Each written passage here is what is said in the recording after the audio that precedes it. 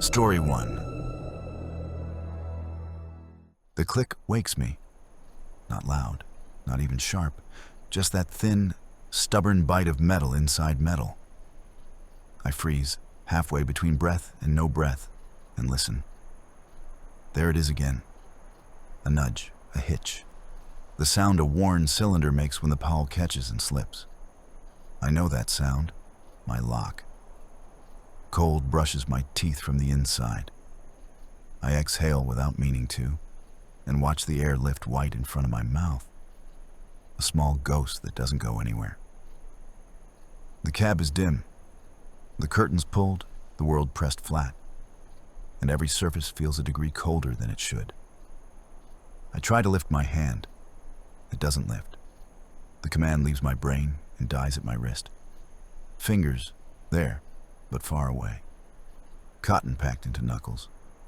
A slow prickle spreads along the web between thumb and forefinger, and I think pins and needles. That's all. You fell asleep on it, genius.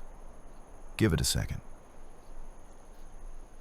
I give it 5, 10. I'm listening the whole time. Heater hum, plastic panels shivering in the wind, the shallow tremor of rain or sleet tapping somewhere above the sleeper. No tires hissing by, no doors slamming, no voices on the lot. Just my cab, my breath, and the second heartbeat of that hum. I try the other hand. It answers, half-hearted, heavy, like a wet glove. I push my palm toward the curtain seam, slow as if I'm moving through syrup. The fabric whispers and stops. The air smells like rubber and old coffee, clean enough, neutral. And the cold keeps leaning on my face, polite and steady. Not a dream. I tell no one, just to hear a shape in the dark. My throat comes back with a dry scrape. I listen again, nose to the seam, breath hovering. The click doesn't repeat. But the knowing sits there anyway, filling the cab from floor to roof. I know that sound. My lock. I ease 2 fingers into the curtain gap and let a sliver of lot light slide in. The glass is a dull mirror, fogged by my breath. I blink, lean closer, wait for the cloud to thin. And there it is, pressed along the black weather strip like a quiet accusation. A hand, not grease, not dirt. A wet print in living detail, the oval heel of a palm, 5 tapered smudges, ridges hinted where the pads met rubber. Fresh enough that beads of moisture still crawl toward the low side. Fresh enough that the edges shine. I don't touch it. The window's up, and the air on my side is colder, too clean. But I feel that strange certainty anyway. The way you can feel heat from a stove you haven't reached. A kind of warmth that isn't temperature, more like presence. As if the rubber remembers pressure. As if those fingers only just lifted and the shape they left hasn't decided to fade yet. Mine, I whisper, and hear how little I believe it. I try to run the tape backward. When did I last get out, last slam that door, last lean in hard enough to print? Before I lay down? Before the heater settled into that even hum? I don't remember palming the seal. I don't remember anything definite, only the stubborn click and the way my arm lagged behind the thought of moving. I shift my weight. The mattress creaks once, too loud, and the print gleams back without apology. The fingers sit a fraction higher than my own would, long by a knuckle, a spread I don't use when I'm grabbing for balance. Outside, on the skin of the night, on my door. Breath lifts, a gray veil, and I hold it, letting the view clear again. The cab ticks softly, plastic cooling. The heater hisses. Somewhere a semi-trailer coughs and goes quiet.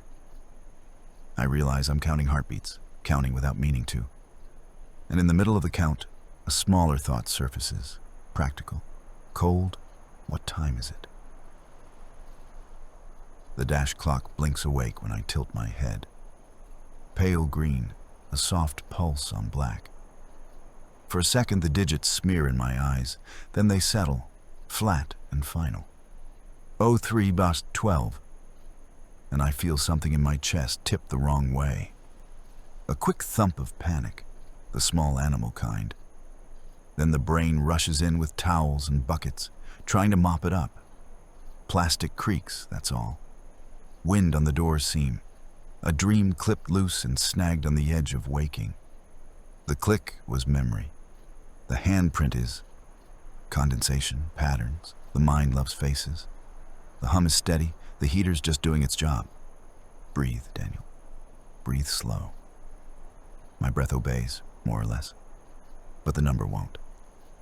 0312 has the shape of a verdict. Too far from midnight to be late. Too close to dawn to be early. A pocket of time where nothing good belongs. I watch the colon blink. On. Off. As if the clock is thinking it over and keeps coming to the same conclusion.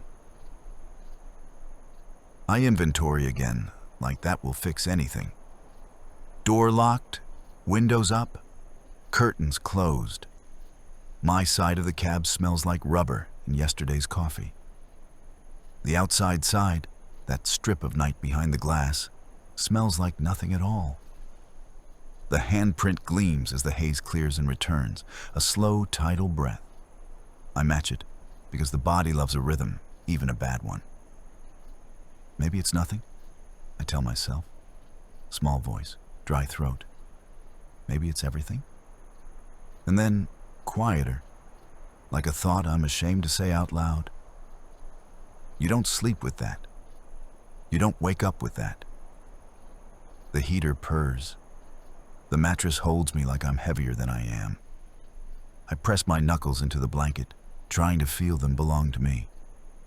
And I listen for the click that doesn't come. It was supposed to be a pit stop. 20 minutes, warm up, eyes shut, and go. Just 20 minutes. I run freight, that's the short of it. 40 states, enough truck stops to name by smell, and a map in my head that only lights up after midnight. Tonight the corridor was the familiar spine. Interstate 76, easing into Interstate 80. Westbound, Nebraska toward Colorado. The line I take when the wind lets me. Some weeks I climb United States 191 up through Wyoming instead. High, clean, sharp as a bone saw. But not on a night like this. Late fall, the season that lies to you. Wet snow spitting sideways under the sodium lamps. Asphalt that looks dry until you touch it and your fingers come back shining. I ducked into a little pullout off a service road. Not a full plaza, just a shoulder with ideas. Empty except for a dead reefer 100 yards down and one camper with its blinds shut. No chatter on the CB, no footsteps. Just that steady wind that doesn't howl. It presses. My auxiliary power unit was in the shop. Scheduled service, nothing dramatic. So I was running the factory bunk heater. It hums like a cat that never learned affection. Constant, indifferent, somehow personal. I did the ritual I've done since I was 22. Set the parking brake, tug to feel the seat nod, steer wheel straight, kill the dome, curtains clipped, wallet and phone in the mesh pocket, thermos where my elbow finds it without looking. Touch each thing and hear the truck change shape around you, from machine to room. And then I made the mistake I always scold rookies for. I reached up and thumbed the vents closed. Just a little. Just to stop the draft on my neck. Pulled the curtains snug to keep the glow out. 20 minutes, Daniel, I told myself. Warm up, blink slow, back on the road. No big speech, no drama. Just a small, dumb comfort. the kind that sneaks its bill under the door at 3 in the morning. Fatigue comes in layers. First the heavy eyelids, then the stupid decisions. I can feel both settling. The bunk heater pushes a thin ribbon of warmth down my shins and none into my chest, so I chase it. Pull the curtain tighter, shoulder into the pillow, tell myself I'll warm up if I just stop moving.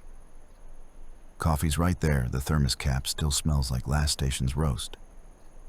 But coffee means waking, and waking means driving.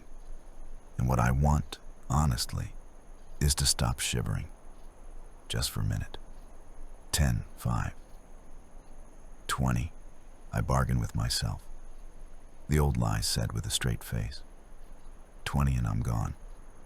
No alarm. I've done this long enough, Daniel. You know your body's clock. You'll blink and float and snap back, hand on the shifter before the heater changes pitch. You will. My fingers wander without thinking and pop the glove box. The cheap carbon monoxide detector I bought off a hardware aisle rides the top. Blister pack plastic scuffed. The little LCD asleep like a closed eye. It's the kind they sell by the register with the impulse batteries and the lighters. Small enough to lose, loud enough to swear at. There's a raised bubble of a button labeled peak. I thumb it lightly, feel the click, but don't wake the screen, and put it back on the stack. Later, when I'm actually sleeping somewhere that isn't a shoulder with ideas. The cab is its own weather, rubber, cooled plastic, a breath of diesel I only notice when the wind leans. I close the vents just a hair more, just until the draft on the back of my neck stops needling. 20 minutes, I say again, a whisper into the curtain seam. No alarm, no problem. The hum evens out. My jaw loosens. Heat tastes like relief. I let myself sink, a careful inch, and listen for the clock I trust more than the one on the dash. It says I can have this. It says just warm up, Daniel, and then go. The first clue is small and petty. Grit under my eyelids, like I drove through a sandstorm with my eyes open. I blink hard and the scrape stays, a dry rasp at the corners. I roll onto my shoulder and it gets worse, not better. Like the grit shifted and brought friends. I swallow, slow. And there's that taste I hate admitting to. The penny tongue taste that shows up after a long day around toolboxes and cold metal. Not fuel, not oil, metal. It sits on the back of my tongue and won't dissolve. My knees answer when I shift, but only just. They feel wrapped in wet towels, as if the bones borrowed weight from somebody bigger. I drag my heels an inch, tuck them under, and the bunk accepts me with that soft, familiar give. The heater's hum evens into a single note, not loud, not kind, and the plastic lip of the dash trembles in the wind. A thin shiver you hear more than see. It's the kind of vibration that makes screws dream about backing out.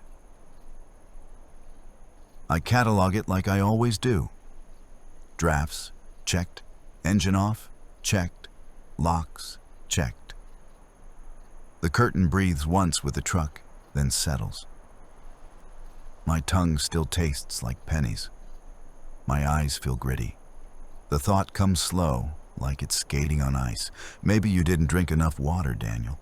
Maybe it's just mileage.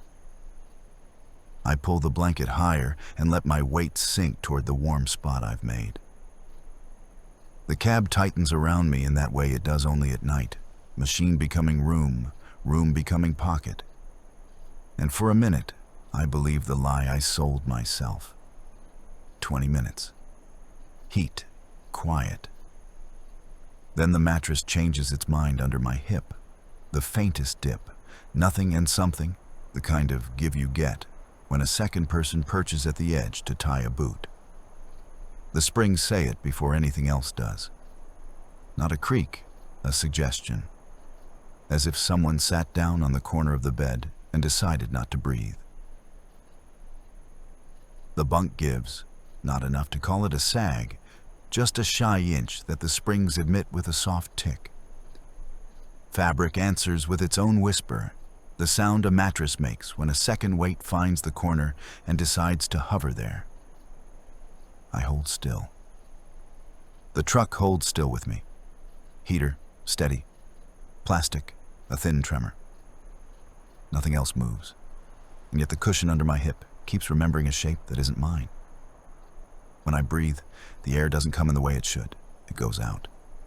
Not a gasp, not a wheeze, more like a slow siphon someone set in my chest without asking. Exhale dribbles on its own, and the inhale forgets. I try to pull a fuller breath, and it slides away from me, as if the room were gently stealing it back. No drama, just subtraction. Move, I tell my hand. Daniel, move. And the message takes the long road. Fingers tingle like a foot waking up after a bad sit. I try the toes next. They answer with a small, lazy curl. And then the heaviness returns. A wet blanket weight that makes the effort feel expensive. I'm not paralyzed. I know that. I'm treed. Caught between sleep and not sleep. The body muttering. The mind taking notes. The bunk murmurs again, a patient, careful sound. And the corner deepens half a heartbeat, the way it does when somebody perches to tie a bootlace and decides to freeze mid-knot.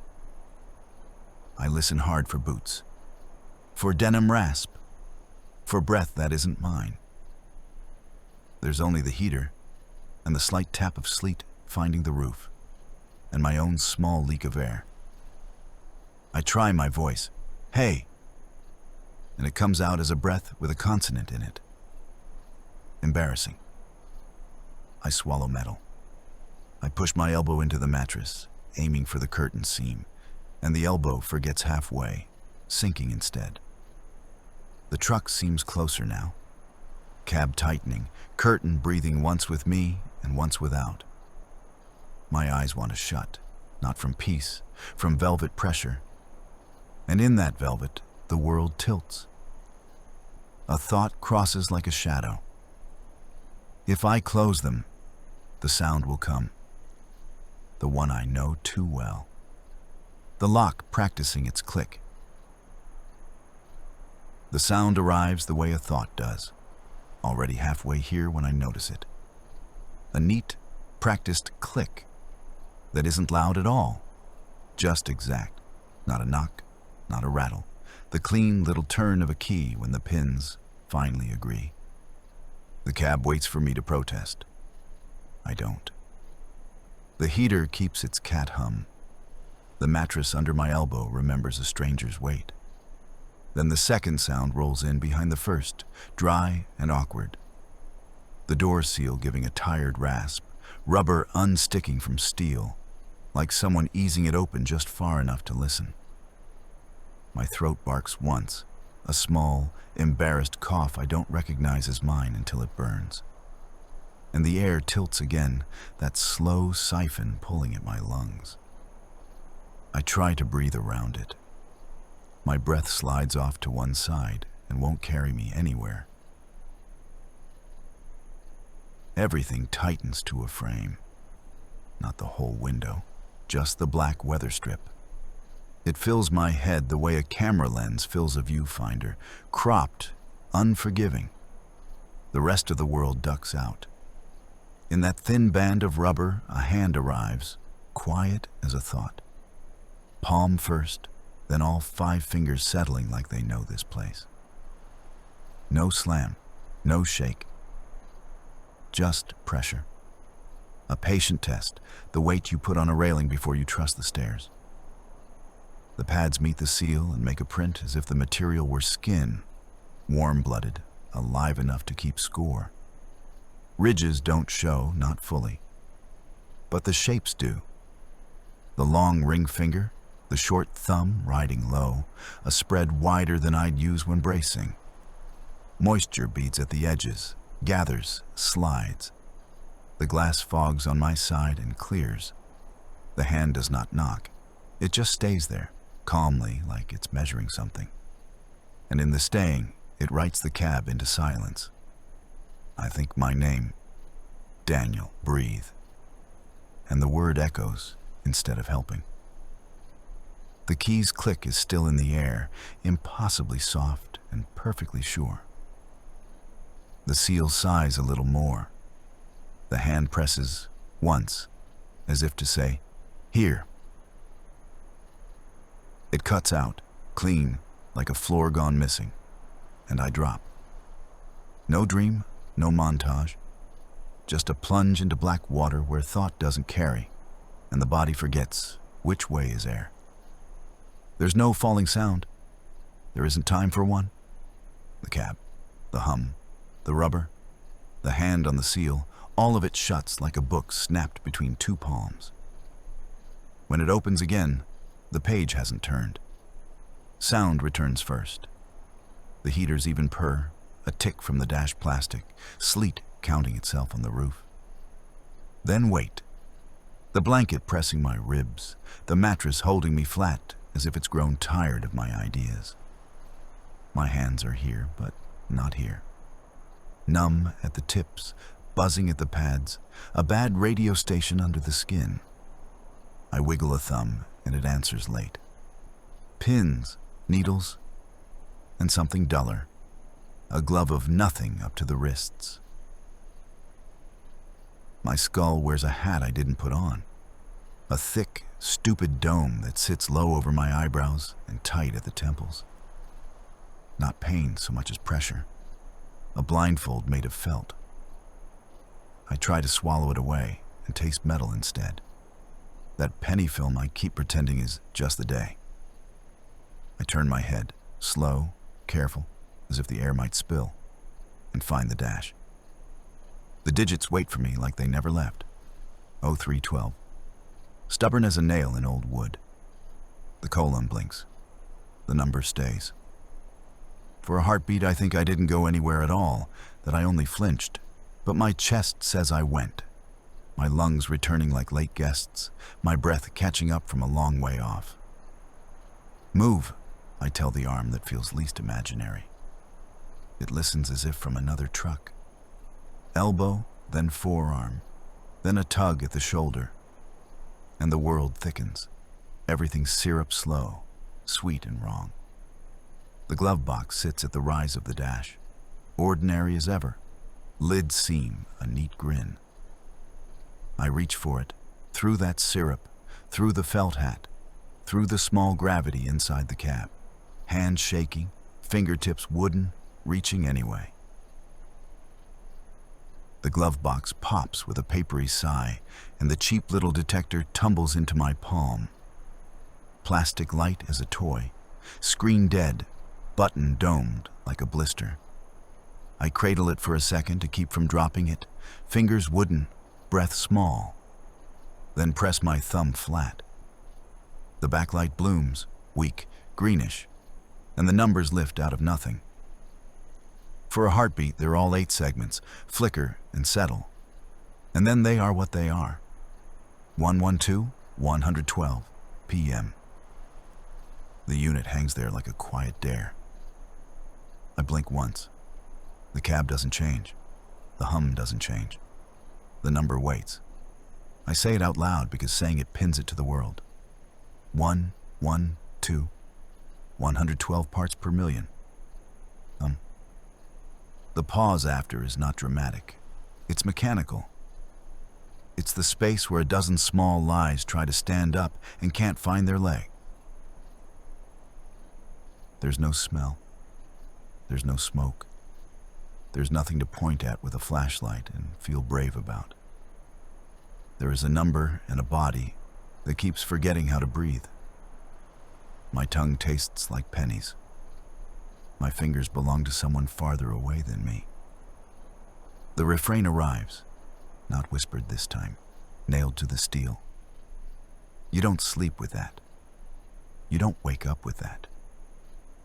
I think of stupid things. The blister pack at the checkout. The clerk who didn't look up. How I told myself it was for hotel rooms and borrowed couches. I think of the vent I thumbed shut. The curtain I pulled tight. The lie with a gentle voice. 20 minutes, Daniel. Warm up. Blink. Go. The screen keeps its number. The colon on the dash keeps breathing. The handprint on the weather strip, outside, precise, patient, glows in the half-light, like it has all the time in the world. I close my fist around the detector until the plastic warms. The lesson doesn't. 112 ppm. You don't sleep with that. You don't wake up with that.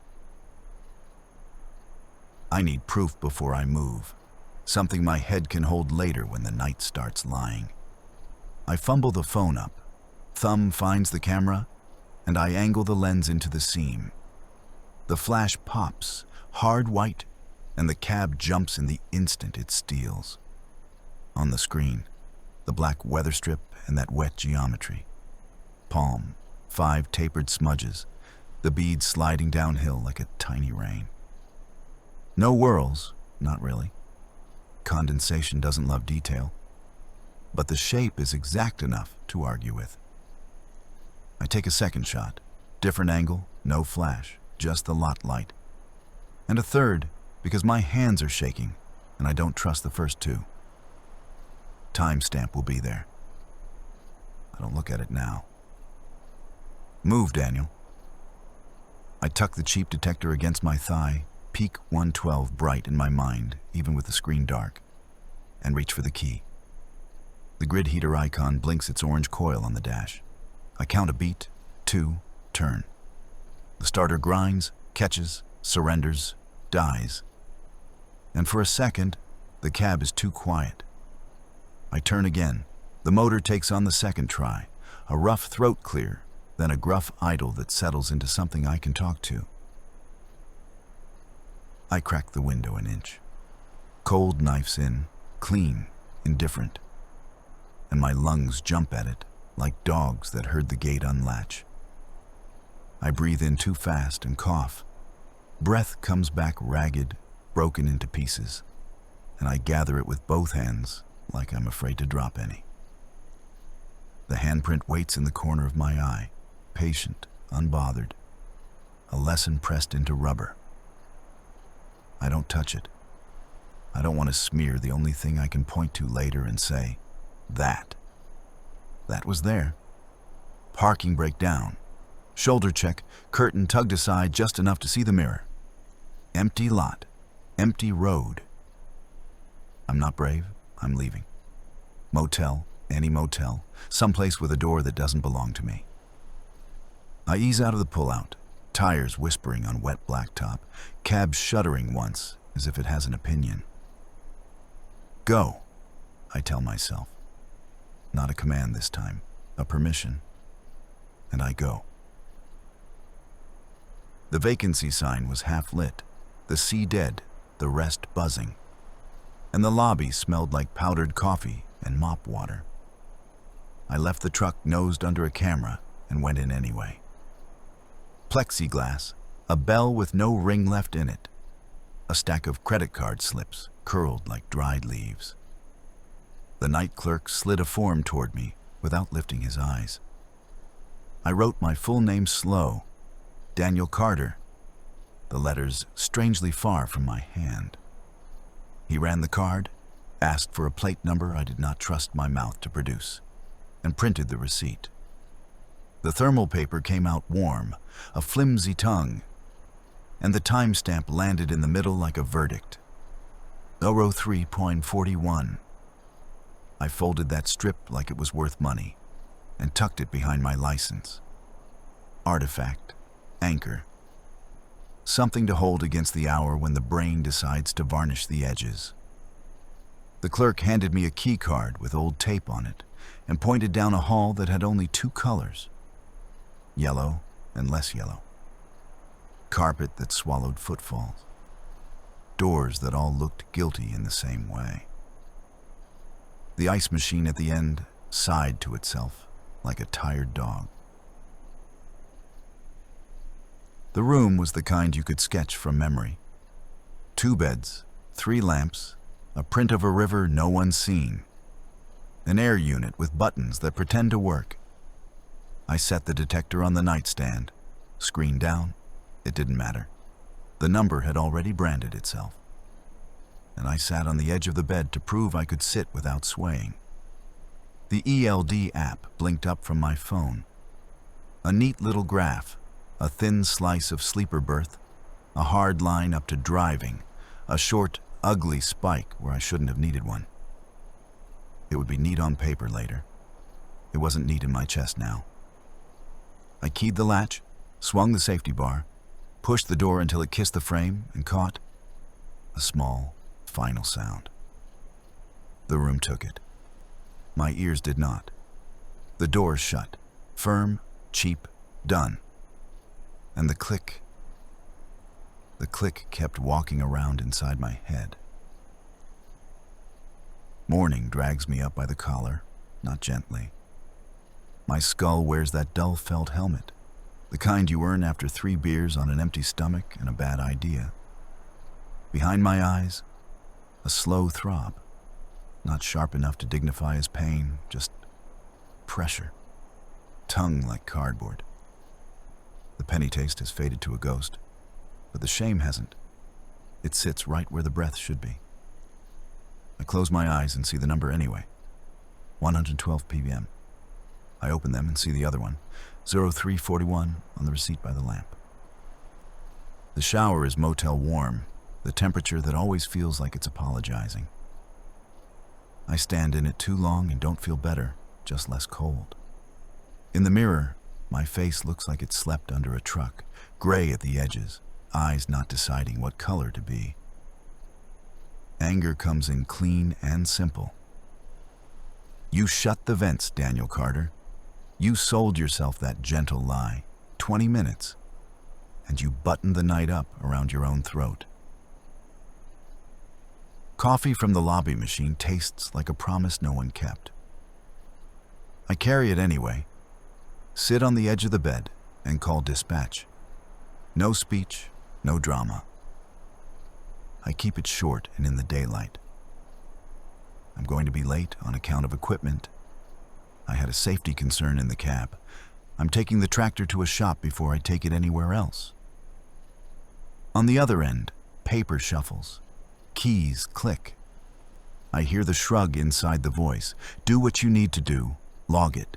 Keep me posted. I say I will. I hang up before I start explaining the part about the handprint, because I don't want to hear how it sounds out loud. I dress like the room might change its mind and evict me. Boots, jacket, wallet, detector in my pocket like a stone I can't put down. If I'm going to carry this head and this number, I want ink on paper to pin it to. I want a mechanic to say words out loud I can repeat to myself later. 0 at idle. Then we'll see what the rest of me believes. The shop swallows my truck the way a hangar swallows a plane. Steel ribs, concrete floor, the air cold enough to keep you honest. A man in a stained cap waves me into the bay and listens while I say the part I can say. Heater running, short nap, woke wrong, leaving nothing to chance. He doesn't do sympathy. He does process. Hood up, light on a magnet, hands on the places that tell the truth. He disappears under the frame, reappears with a flashlight, and that face mechanics get when a puzzle turns into a bolt. He says, in the way people say things who have said them 100 times, that the flex section on the exhaust is cracked, that wet snow and wind have a way of pushing fumes where they don't belong, that with vents closed I made it easy, that nights like last night collect mistakes. He points at a blackened braid down by the pipe, shows heat where heat shouldn't have been.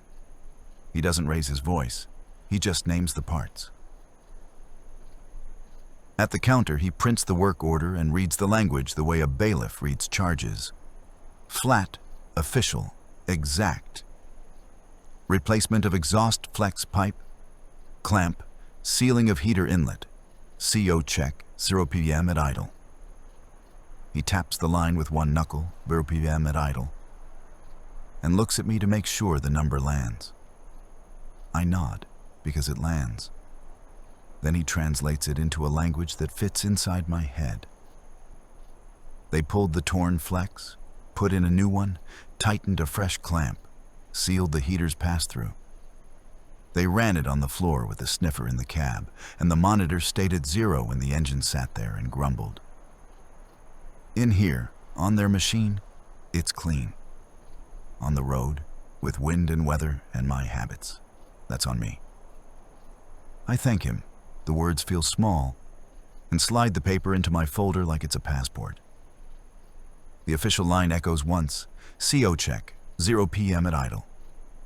And then my own line answers it, quiet, stubborn. 0 on the stand is not 0 in my head. I step outside with the paperwork folded in my pocket. The cold makes a clean argument across my face, and sit in the cab without turning the key. The shop smell rides with me for a second, then fades into rubber and plastic, into the ordinary. I take the cheap detector out and lay it on my palm like a coin I'm not sure I should spend. The screen is dark until my thumb wakes it. Peak sits there like a bruise that learned numbers. 112 p.m. The instinct is simple. Press and hold. Clear it. Give my head mercy. My thumb hovers over the little blister of a button and stays. Not yet, I tell myself. And it sounds like Daniel Carter trying to be an adult. Reset would buy me comfort, not truth.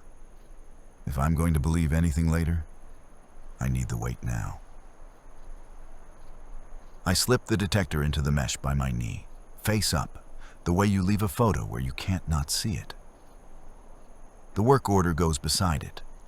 I read the line again, CO check, 0 ppm at idle, and say the answer on top of it, slow so I can hear it. 0 on the stand is not 0 in my head. The refrain fits better out loud than it should. It tastes like discipline. It tastes like someone else's voice I decided to borrow for a while. Phone, photos, the black weather strip, the wet geometry of a hand. Zoom in, zoom out, the beads, the smudge where gravity taught them a direction. LD Yao, a neat notch where the night went wrong, a hard climb back to motion, a motel gap like a bandage. All of it lines up in a way paperwork loves, and none of it makes my shoulders loosen. The heater is off. I open the vent a 1/4 inch and sit with the air, thin, indifferent, honest. I'm not hunting ghosts. I'm not staging a haunting for myself. I just want to know what happened. Only what happened. And I want to make sure it was only gas. The diner does that thing small diners do. Frying pan weather trapped under a low ceiling, coffee that smells better than it tastes, a bell over the door that rings like a spoon tapped against a jar.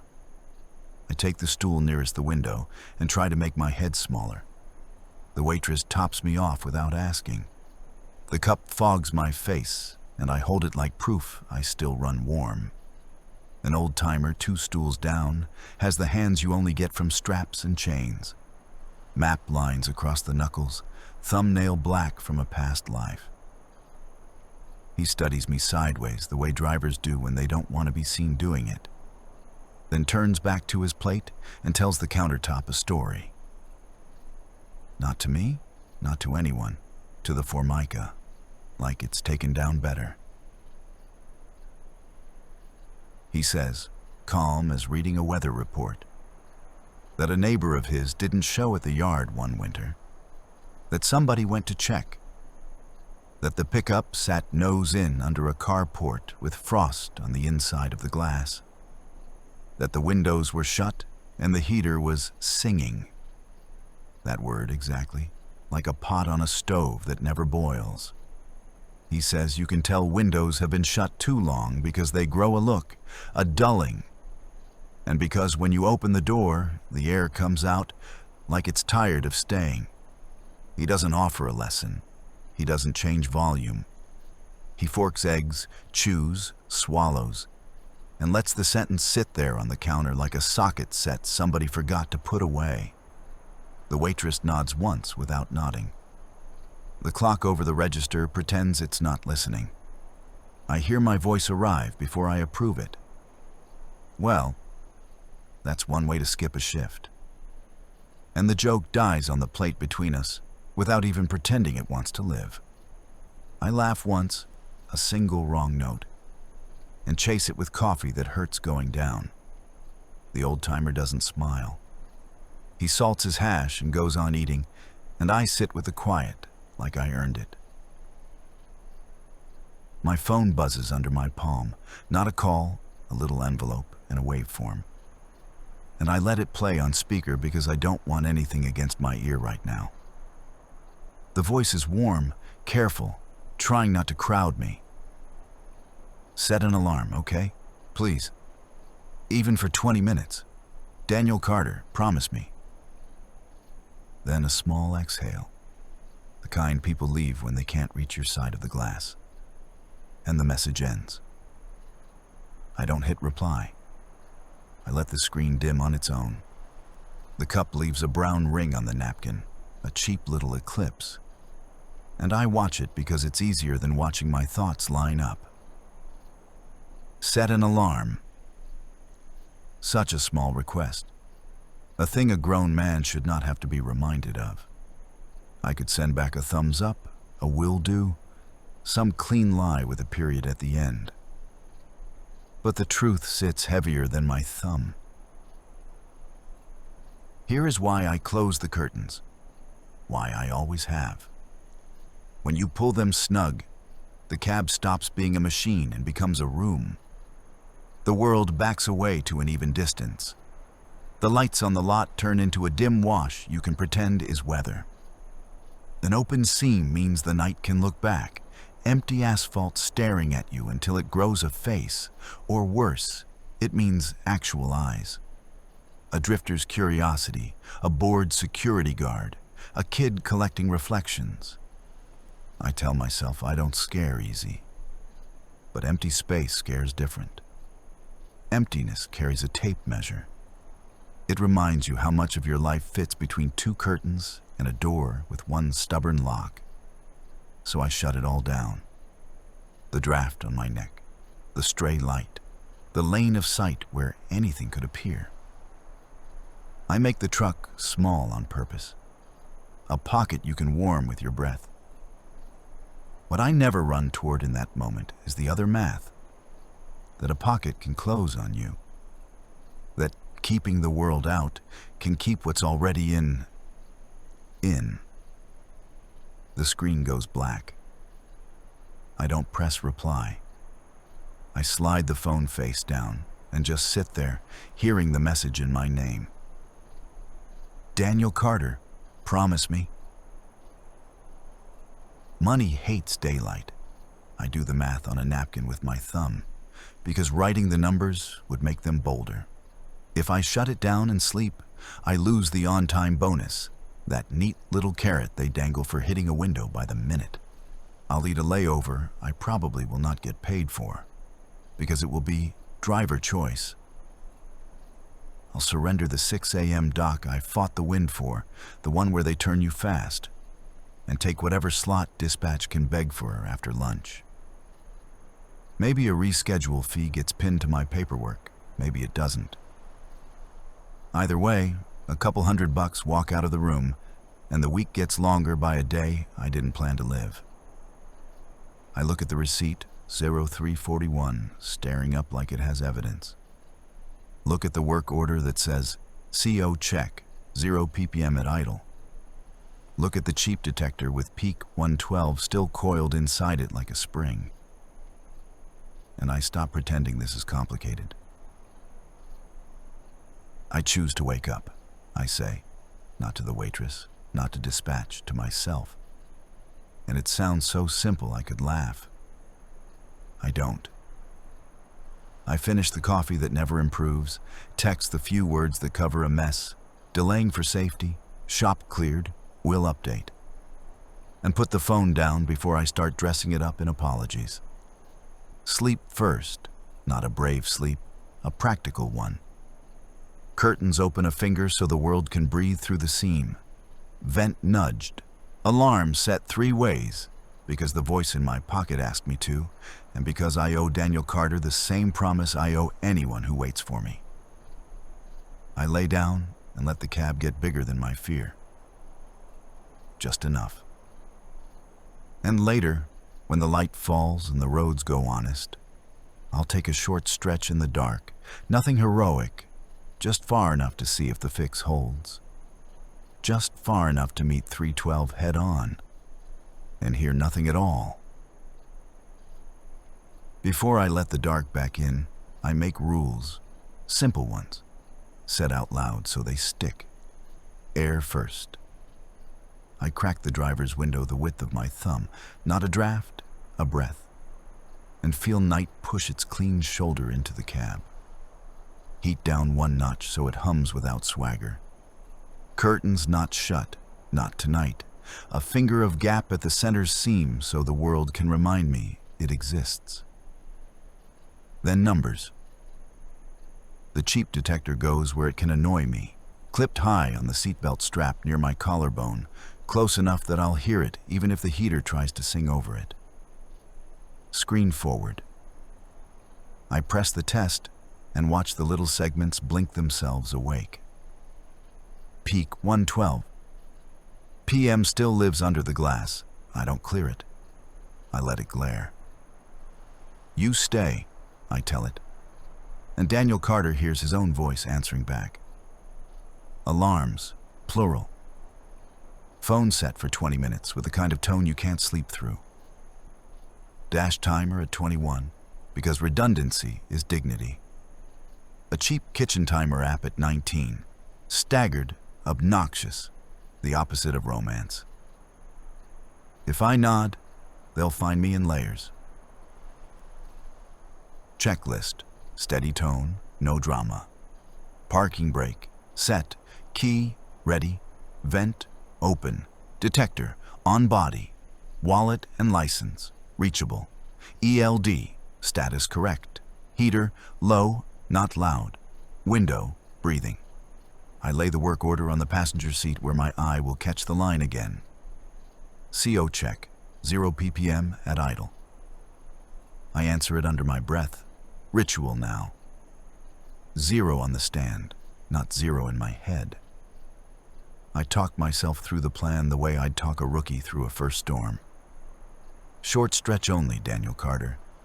This is a test, not a dare. If your chest feels wrong, you stop. If the number chirps, you stop. If your brain tries to sell you comfort, you stop. Hands on the wheel. Night outside, calm as inventory. I breathe once, slow, measured, and let the truck ease forward into the kind of darkness you choose. I roll easy through the lot. Window cracked a thumb's width, heater low, detector riding my shoulder like a petty officer. The truck settles under a pole that buzzes instead of hums, cleaner light, less shadow. And I set the brake with that little nod I trust. 20-minute alarm ticking somewhere behind my ear. Curtains not shut, a finger's worth of world between them. Time has a way of getting brave when you look at it too long. The dash clock climbs, blinks, thinks, and then lands where it meant to all along. So 312. And the detector on my collar chirps a single syllable that lifts the hair along my arms. Not a scream. A polite reminder of physics. The screen flashes 5 ppm, small as a cough, and then it's gone. Back to 0 like nothing happened. I don't flinch. I run the plan. Windows breathe. Heater stays shy. Chest, check. Head, not fogged, not heavy. Fingers, mine. I watch for the second chirp that doesn't come. Then I do the thing that keeps my brain from inventing monsters. I move, break up, ease forward, angle across the lot to a second lamp with different wind on it. A place where the breeze slides past the nose and around the sleeper another way. New pole, new airflow, new story to tell my body. Break again. The pole hum changes key. The detector stays quiet, dour little sentinel, screen a smug 0. I talk to it anyway. Good. And to myself, 0 on the stand isn't 0 in your head. Let the head be slow. The night is just the night. The truck is just a room. The number was just a hiccup. Stingy exhaust from a neighbor, the ghost of my own breath, a stray eddy under the curtain gap. That's all. That's enough. I sit with it for a full minute, count the hums, count the breaths, waiting for a second beep that never auditions. Calm holds. Habit loosens its grip. My hand drifts toward the dash, toward the little camera that ought to have seen and heard what I just did. Because proof is a friend when memory gets cute. I thumb the little dash cam like it's a stubborn lighter. Screen wakes, blue and smug, a tiny world inside the windshield. Menu, files, thumbnails march in rows. I scroll to where I want, the minute where the detector chirped, where I slid across the lot to the new pole, and the list just skips. Tonight bleeds over tonight. Clips labeled with the same hour repeat like a parrot. The card's on loop. Old goes under new. The thing that matters most has already been chewed into plastic confetti. I back out, in again. Different folder, same lie. The G sensor didn't see a bump, so it didn't lock anything. No event, no flag. Just a neat stack of Driv 1001-02-03, eating itself in order. Of course. The one time I want the dumb camera to be a historian, it decides to be a goldfish. Come on, I tell it, and hear the plea in my own voice. The thumbnails blink like they're embarrassed for me. I try live view, the lamplight looks like a bruise, and hit record, because future me deserves at least a breadcrumb. But the past's already been repaved. I sit back and let the steering wheel take my hands. Air in, air out. Detector steady at 0 like a judge who hates theatrics. Work order on the seat. CO check. 0 p.m. at idle. A line I can point to. Photos of the handprint tucked safe. ELD graph clean enough. And still, without that tiny witness, the night feels slipperier. Like it's going to wriggle out from under my thumb the second I blink. There's no witness except me, I say, and I don't know if it's a warning or a vow. The dash clock ticks away from 3:12, like it's trying to win a race with itself. I set the brake again, just to feel the truck nod yes.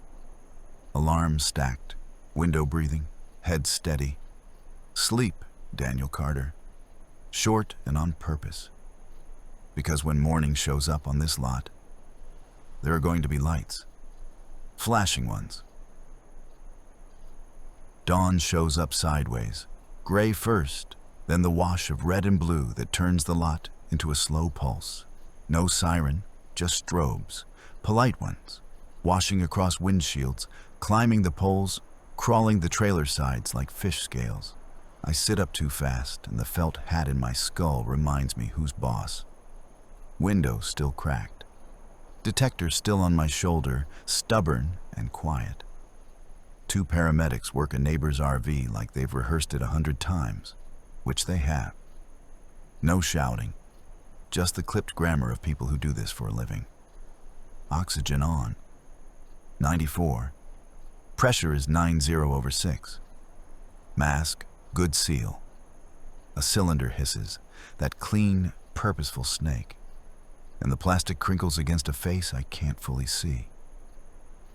Someone's hand squeezes a shoulder. The other someone watches a little red LED climb and settle. One of them backs down the step with a bag. The other never looks away from the patient. Everything about it says, this is not a scene. This is a job. I stand outside my cab because sitting feels like hiding. The air tastes like metal roofs and morning. The coffee in my thermos is cold and honest. The old felt helmet loosens half a notch. A medic swings his gaze my way, as if he's just checking the weather. Eyes flick, catalog, return. And then he gives me a second glance. He didn't plan. He steps over, not close, just enough to land the words without making a circle around me. "You okay yourself?" he says. Neutral, professional. Your eyes look a little glassy. I feel my name inside the answer, even if he doesn't say it.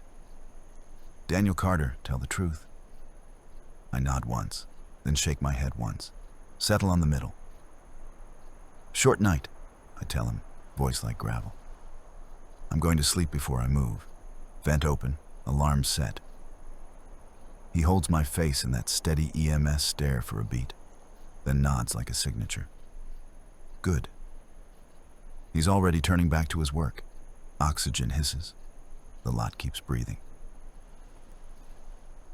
If it isn't paramedics, it's the other morning animal. A white Tahoe with a light bar and duty plates easing across the lot, like it owns the geometry. No siren, just presence. The driver parks at an angle that reads polite and official at the same time. High-vis vest, clipboard, the kind of calm that says he has all day if I want to make it take all day. He walks my way, and I meet him on the ground, because staying in the cab would feel like I'm hiding behind the curtains I swore not to close. He does the script without drama. License, registration, insurance, medical card, electronic log. I hand them over one at a time. Daniel Carter in clean block letters, and tilt the ELD so he can see the neat little graph. Sleeper berth, a sharp tooth of movement, then nothing since. He reads the paperwork with the patience of a man who likes paper. The cheap detector is still clipped high on my shoulder strap. His eyes find it, note it, move on. He looks at my face the way you check a windshield for cracks. You look a little pale, he says, not unkind, not fishing. You good to drive? I let the answer be simple, because simple is the only honest answer I've got. Short night, I tell him. I'm going to sleep first, vent open, alarm set, then I'll catch myself with coffee. The words land like a checklist item I remember just in time. He nods once, not approval, not disapproval, just a stamp that says received. He taps the ELD screen with a knuckle, sees the status is what it should be, hands my cards back. All right, Daniel Carter, he says, full name and level voice. Get your rest. Don't go chasing schedule with your eyes closed. I won't. I mean it. He steps off. The Tahoe noses away. The lot returns to its ordinary morning. The detector on my shoulder stays quiet. The window breathes, and I stand there a moment longer, letting the idea of sleep catch up to the paperwork. I sit in the driver's seat with the window still cracked, morning air doing its quiet work, and open voice memos because I talk to myself more than I admit. I scroll past load numbers and mile markers and find one stamped by the phone instead of me. New recording, 3:13 a.m. The time lands like a knuckle on a table. I put it on speaker, set the phone on the dash, and let the cab listen with me. First, there's cab noise, that steady heater purr, the faint rattle of plastic dreaming about backing its screws out. And then my own breath enters the room, close to the mic, bigger than it should be. Not a healthy pull, a shallow pour, like air is heavy and I'm afraid to spill it. I hear fabric whisper, sleeve on curtain, and somewhere inside that whisper is the sound I've been pretending not to carry. The exact, practiced click of a lock when the pins finally agree. Not loud, not dramatic, precise. A note struck true. I freeze even though it's a recording. My body doesn't know the difference. The hiss of the heater goes thin, as if the phone remembered how small the cab felt. My breath on the playback answers the click with 3 little stumbles. In, out, in. And then the file goes quiet, except for that hum and the little rustle of me failing to move. I rewind 10 seconds, listen again. Same click, same ghost of a cough, same stupid breath that belongs to Daniel Carter and no one else. I want there to be another sound in there. Boots on the step, denim, the faint presence of someone who isn't me. But the tape doesn't care what I want. It offers me exactly what happened. A room, a hum, a man who forgot to breathe right. I stop the recording, and the cab grows larger by a fraction, like someone cracked a door in my head. The dash clock winks. My shoulder relaxes an inch, then thinks better of it. 03/12, and my body already waits for the click. I call the number I keep for bad ideas and cleaning chemicals, poison control, because that's who you call when you've run out of stories to tell yourself. A calm voice answers with the kind of patience that makes you feel both foolish and seen. I give my full name, Daniel Carter, my age, where I am, what happened. Bunk heater, shut vents, woke wrong, peak 112 p.m. on a pocket detector, work order now saying CO check, 0 p.m. at idle. Still a head like felt and a tongue that remembers pennies. They don't make it dramatic. They make it simple. The voice says, fresh air, keep ventilation open. The voice says, hydrate, water now, more later. The voice says, if headache, dizziness, confusion, chest pain, vomiting, any worsening, emergency department, not tomorrow. Now. A beat. If you can't shake symptoms with fresh air, you should be seen regardless. No scolding, no lecture, just rails laid in a straight line. I hear myself confirm the unglamorous parts. Window cracked, alarm set, no more 20 minutes. Without an alarm, not tonight, not again. The voice asks about others, anyone else exposed? And I tell them no. They ask about comorbidities in the script voice that has saved strangers for years. I answer like I'm filling out a form at a counter. We circle back to the only thing that matters. Fresh air, fluids, rest. If worse, ER. I thank them. Useless word, still the only one that fits. And hang up. The cab feels larger by an inch. The detector on my shoulder looks smaller. The wind lifts at the window gap, honest air. And the felt hat in my head loosens another notch. This isn't instruction. It's what they told me. It isn't courage. It's rails. I set the bottle to my mouth, swallow until the plastic sighs, and tell Daniel Carter the plan again. Out loud. Because that's how it sticks. I need to say this out loud. For you, for me, for whoever finds my voice later and thinks it's a shortcut. This is not a how-to. This is not an instruction. What I did last night, the 20 minutes, the curtain shut, the vent pinched, was stupid. Daniel Carter knows better. I knew better. I did it anyway because fatigue makes small comforts look like wisdom. It doesn't make them safe. I'm ashamed of that, not the kind of shame that wants a speech, the kind that wants a promise.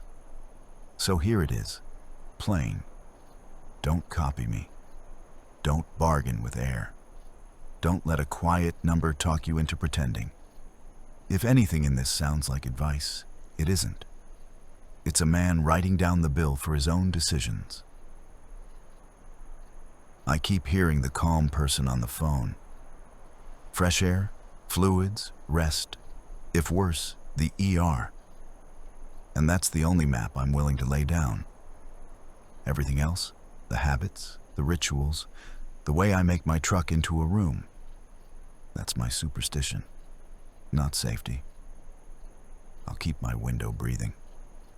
I'll keep alarms where they can shout me awake. I'll keep the cheap detector in my face like a rude friend who won't let me forget. There's one more thing I have to settle for myself before I let the night back in.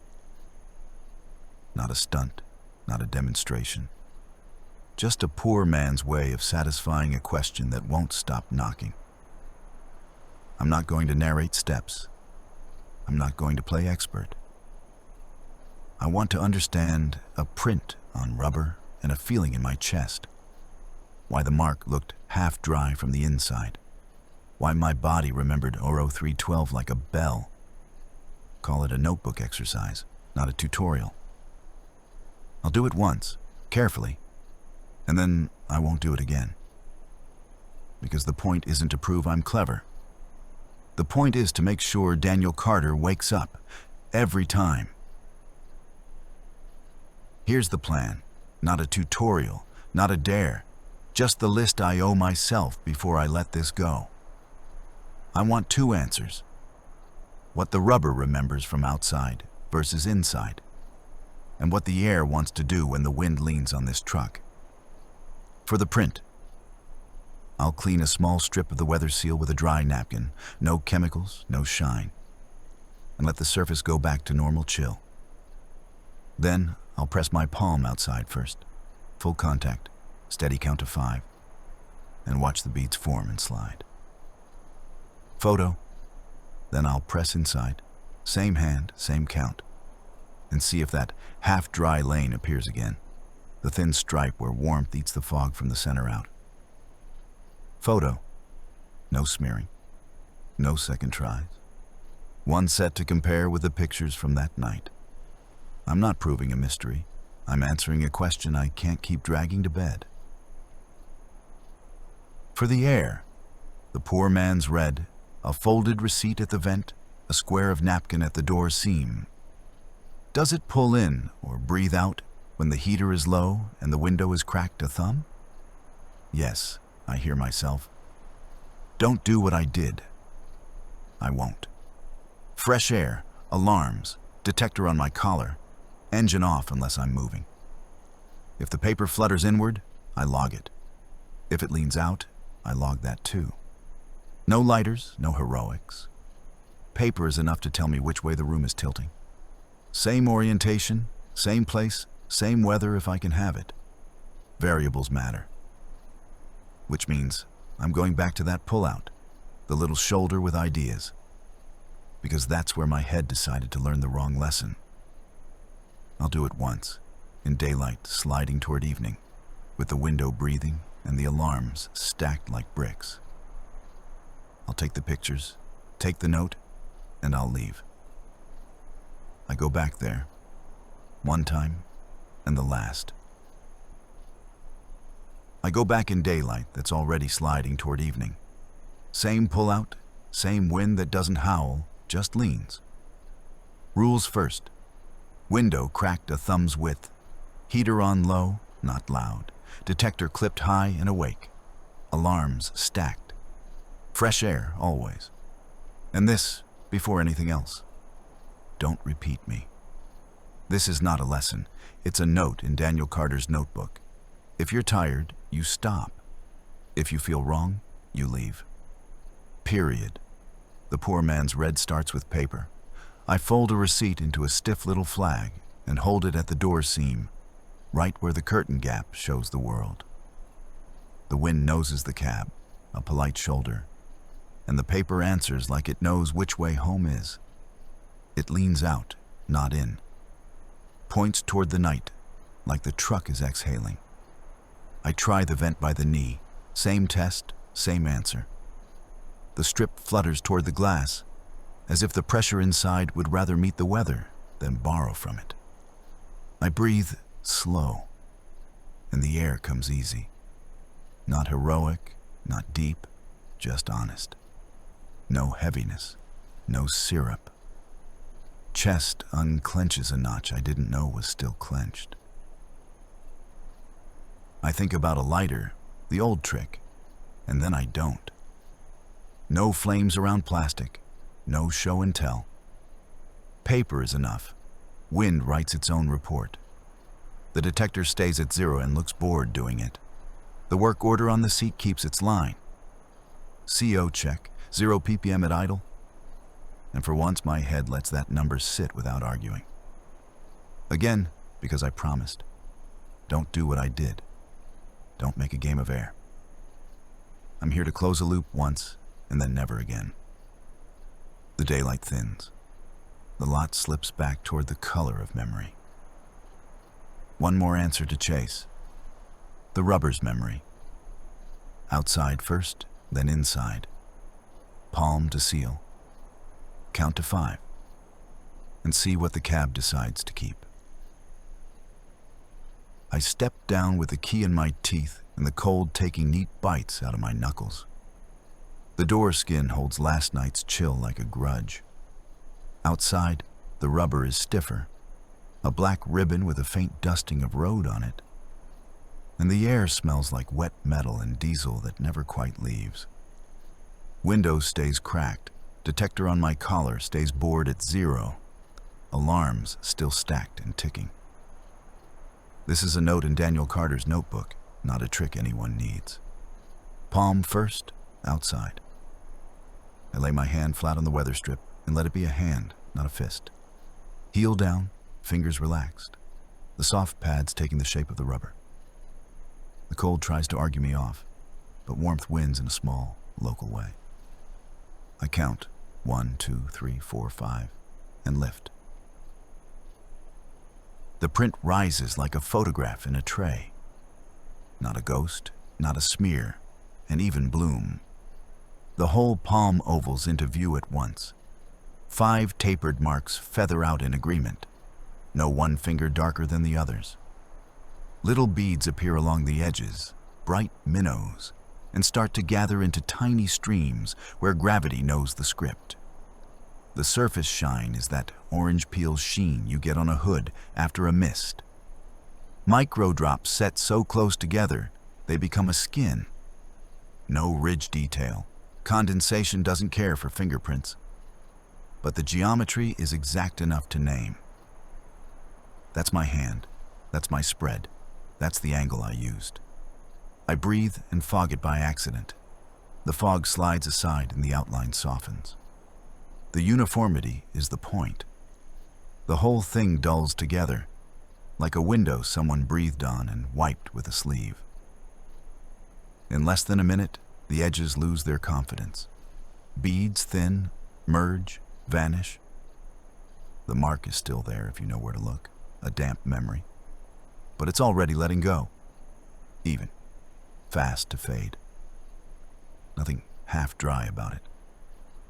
I take the picture anyway, timestamp, angle, proof, and rub my hands once to keep them mine. Then I lean back into the cab's seam, same strip of night, same quiet, and turn my palm toward the inside. Now see what the rubber remembers when the warmth starts from here. I slide back inside. Same strip of rubber, same finger-width seam of world, and turn my palm toward the cab. Heat lives on this side. Breath does too. Detector sits high and bored at 0. Alarms keep counting like metronomes with jobs. Once, I remind myself. Daniel Carter's notebook, not a stunt. I lay my hand flat on the weather strip from inside, heel first, then the pads, fingers relaxed. The material feels different here, less brittle, a little forgiving. Like the truck knows this touch. I press and hold. 1, 2, 3, 4, 5, then lift. The mark doesn't rise all at once. It builds from the edges inward, a slow bloom. And then I see it. A narrow lane running through the center that refuses to match the rest. Not cleaner, not darker, wetter. The edges of the palm dull evenly. The fingertips feather into a soft halo. But down the middle, where the heel rode heaviest and the warmth pooled under bone, the moisture clings a beat longer, a satin stripe that won't make up its mind. Half dry, half not. A print with a weather front running through it. Condensation beads gather like fine grit along that lane. Fatter at the heel, thinner toward the long fingers, and the flanks start to go matte while the stripe holds a sheen, catching the lot light like a slice of oil on water. I fog the glass by accident. The fog clears, and the stripe still hangs on, stubborn, quiet, readable. I take the photo, angle, time, close enough to count the beads, and sit with the proof. Outside was even and quick to fade. Inside keeps a split-second memory, the kind that turns into the half-dry hand I couldn't stop seeing. This was the question. This is the answer. The rubber remembers where the warmth came from, and so do I. I put the phone down, crack the window a hair wider, and say it like a promise. Now, night 2. Rules first. Said out loud so they stick. Window cracked a thumb's width. Vent open enough to feel the night lean in. Heater down 1 notch so it hums without swagger. Curtains not shut, not tonight. A clean finger of gap at the seam so the world can breathe through it. The cheap detector sits high on my shoulder strap. Screen forward, light little sentinel. And a second one I bought on the way rides the dash like a backup chorus. Alarms stacked. Phone at 20, dash timer at 21, kitchen timer at 19, staggered on purpose.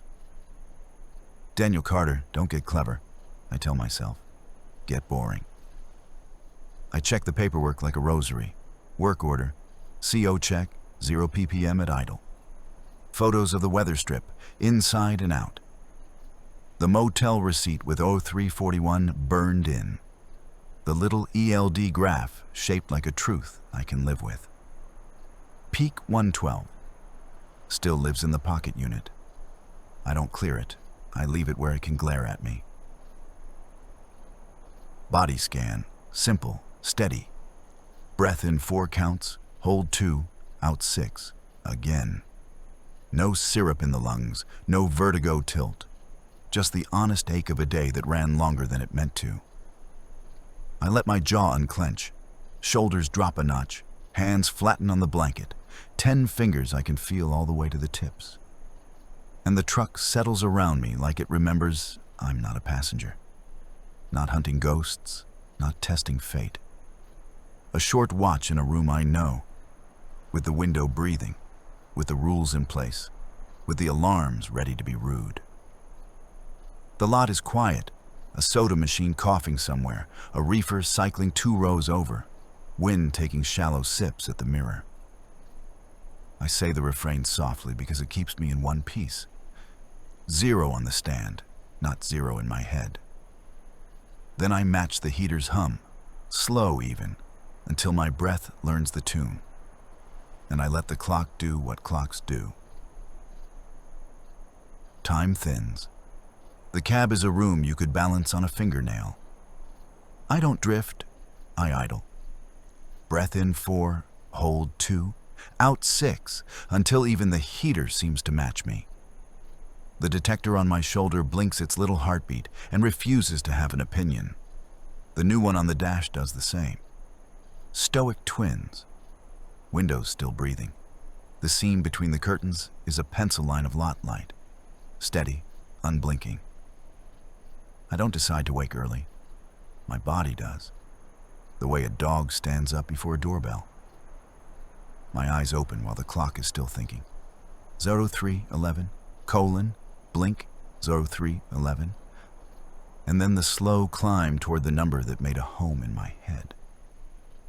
I let the breath stay even, hands flat, jaw loose, no speeches, just the rules. 0312 arrives like a coin, set down on soft cloth. No clink, no ceremony. Nothing happens. The only sound that isn't breath is the small, civilized tick the bunk fan gives every so often. A plastic click like a metronome with bad manners. The heater hums its cat hum. A reefer 2 rows over clears its throat and forgets it did. That's all. I wait anyway, because waiting is the reflex. For the neat, practiced click of pins agreeing. For the rubber to sigh. For the weight at the corner of the mattress. Nothing. The seam of light does not widen. The weather strip does not shine. The detectors keep their zeros like stubborn judges. I can hear my own voice earlier, like a hand on my shoulder. 0 on the stand, not 0 in my head. I answer it back, half under my breath.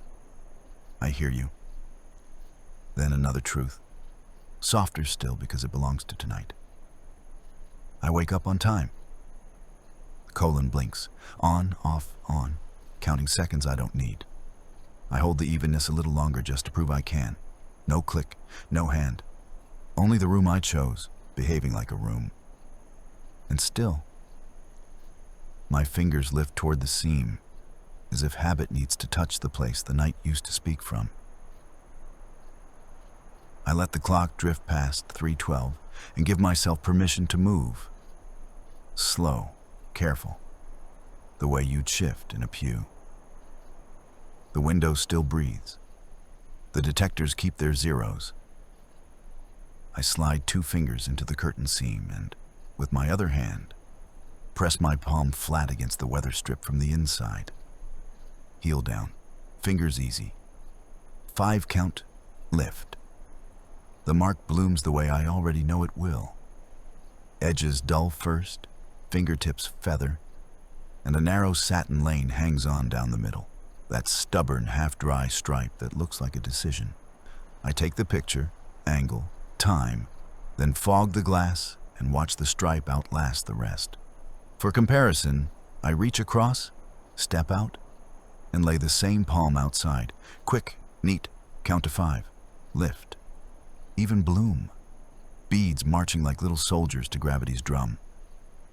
The whole thing fades together, humble and honest. I shoot that too, then climb back in and line all 3 photos up. Tonight's inside, tonight's outside, and the ones from before, thumb flicking, brain measuring like a carpenter. The shapes rhyme, the differences repeat. Inside keeps the lane, outside doesn't. The camera doesn't care what story I prefer. It shows me what happened. I breathe once, deeper than I meant to, and feel something I didn't plan. Not victory, admission. I sleep differently now, I say. Quiet enough that only the cab could hear it. Not worse, not braver. Just with a window breathing and a piece of me listening for a number instead of a knock. I shut the curtain back to its finger-width gap and sit. The cheap detector is warm where it hangs. I unclip it and let it weigh down my palm. Peak still holds its bruise. 112 p.m. The work order on the passenger seat murmurs its line.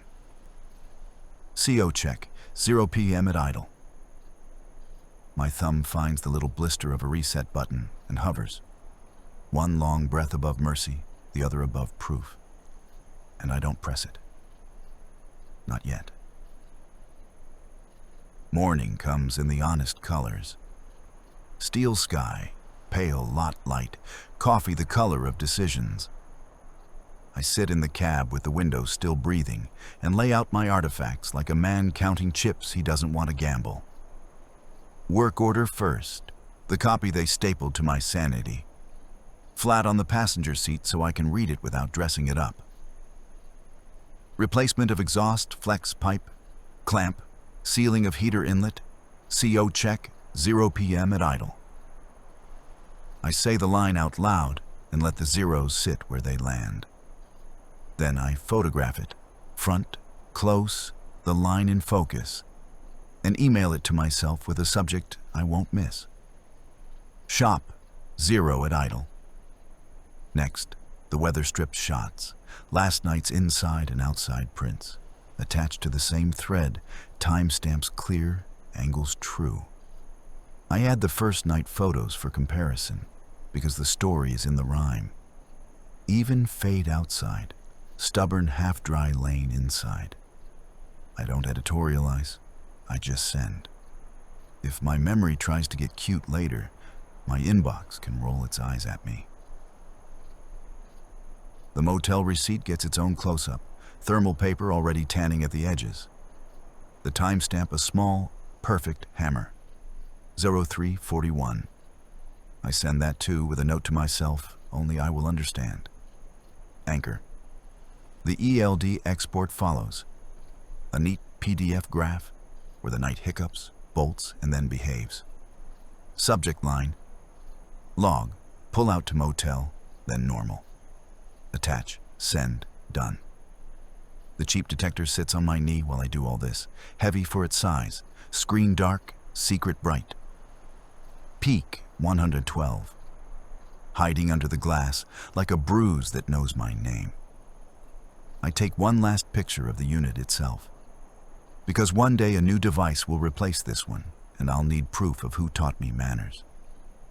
Phone dings back as the emails hit my own account, a quiet chorus.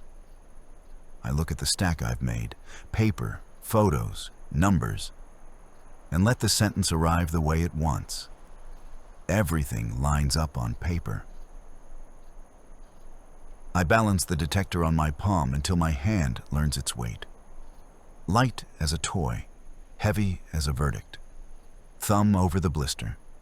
A 2-second press and the bruise disappears. Mercy by button.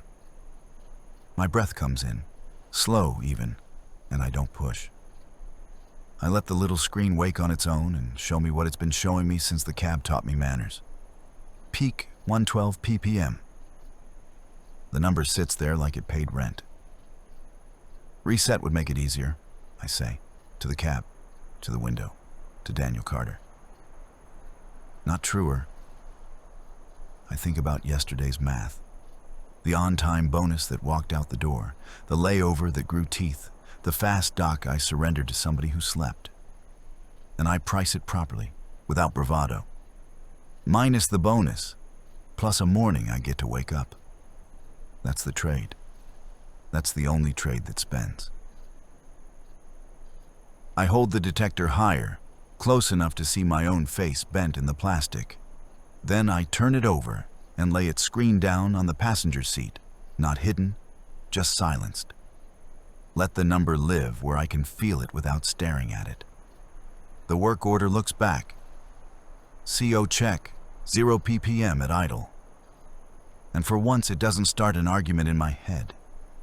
It just stands there like a friend who drove me home. Wallet goes back in the pocket it belongs in. Phone rides the dash, emails sent, and waiting for the next Daniel who needs reminding. I sip the kind of coffee that doesn't lie and let the window breathe on my knuckles.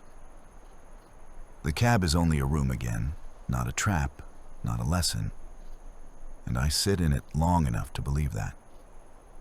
The button is still under my thumb in my mind, reset like a dare. But I leave it alone. I want the bruise to teach a little longer. I want 112 to have a name. Minus the bonus, I tell myself. One more time, clean. Plus the morning where Daniel Carter wakes up. I climb down to stretch before I roll. One last look at the door I've been arguing with for 2 nights.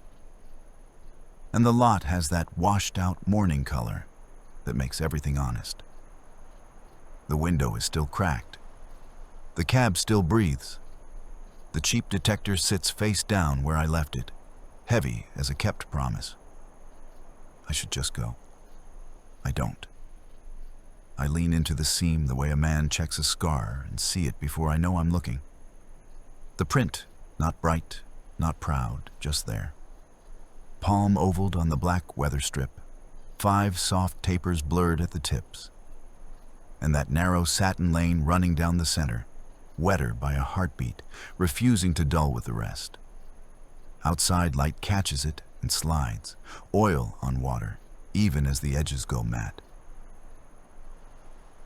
I don't touch it. I don't need to.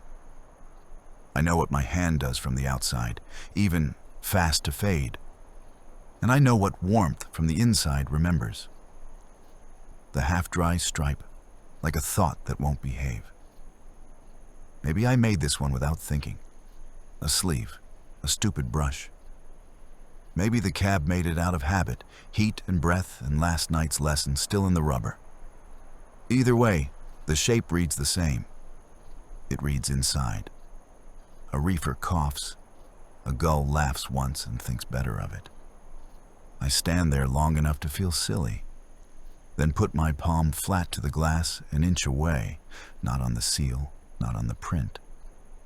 Just to prove to myself that Daniel Carter still belongs on the living side of things.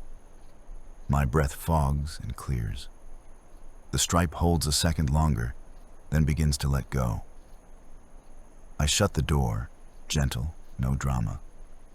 And the latch gives me only the good click back. The window keeps its thumb width of air.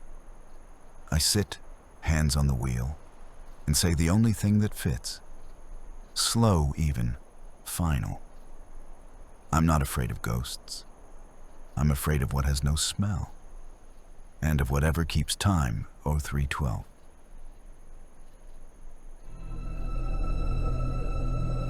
Story 2. The highway stretched out in front of me like a dark river, endless and empty, nothing but the steady glow of my headlights carving 2 pale tunnels through the night. Out here in Oklahoma, on Highway 64, it's just you, your rig, and the silence. That kind of silence that isn't really silence at all. The hum of the tires, the faint rattle in the dash, the occasional whistle of wind sneaking through a crack in the window. But still, it's empty.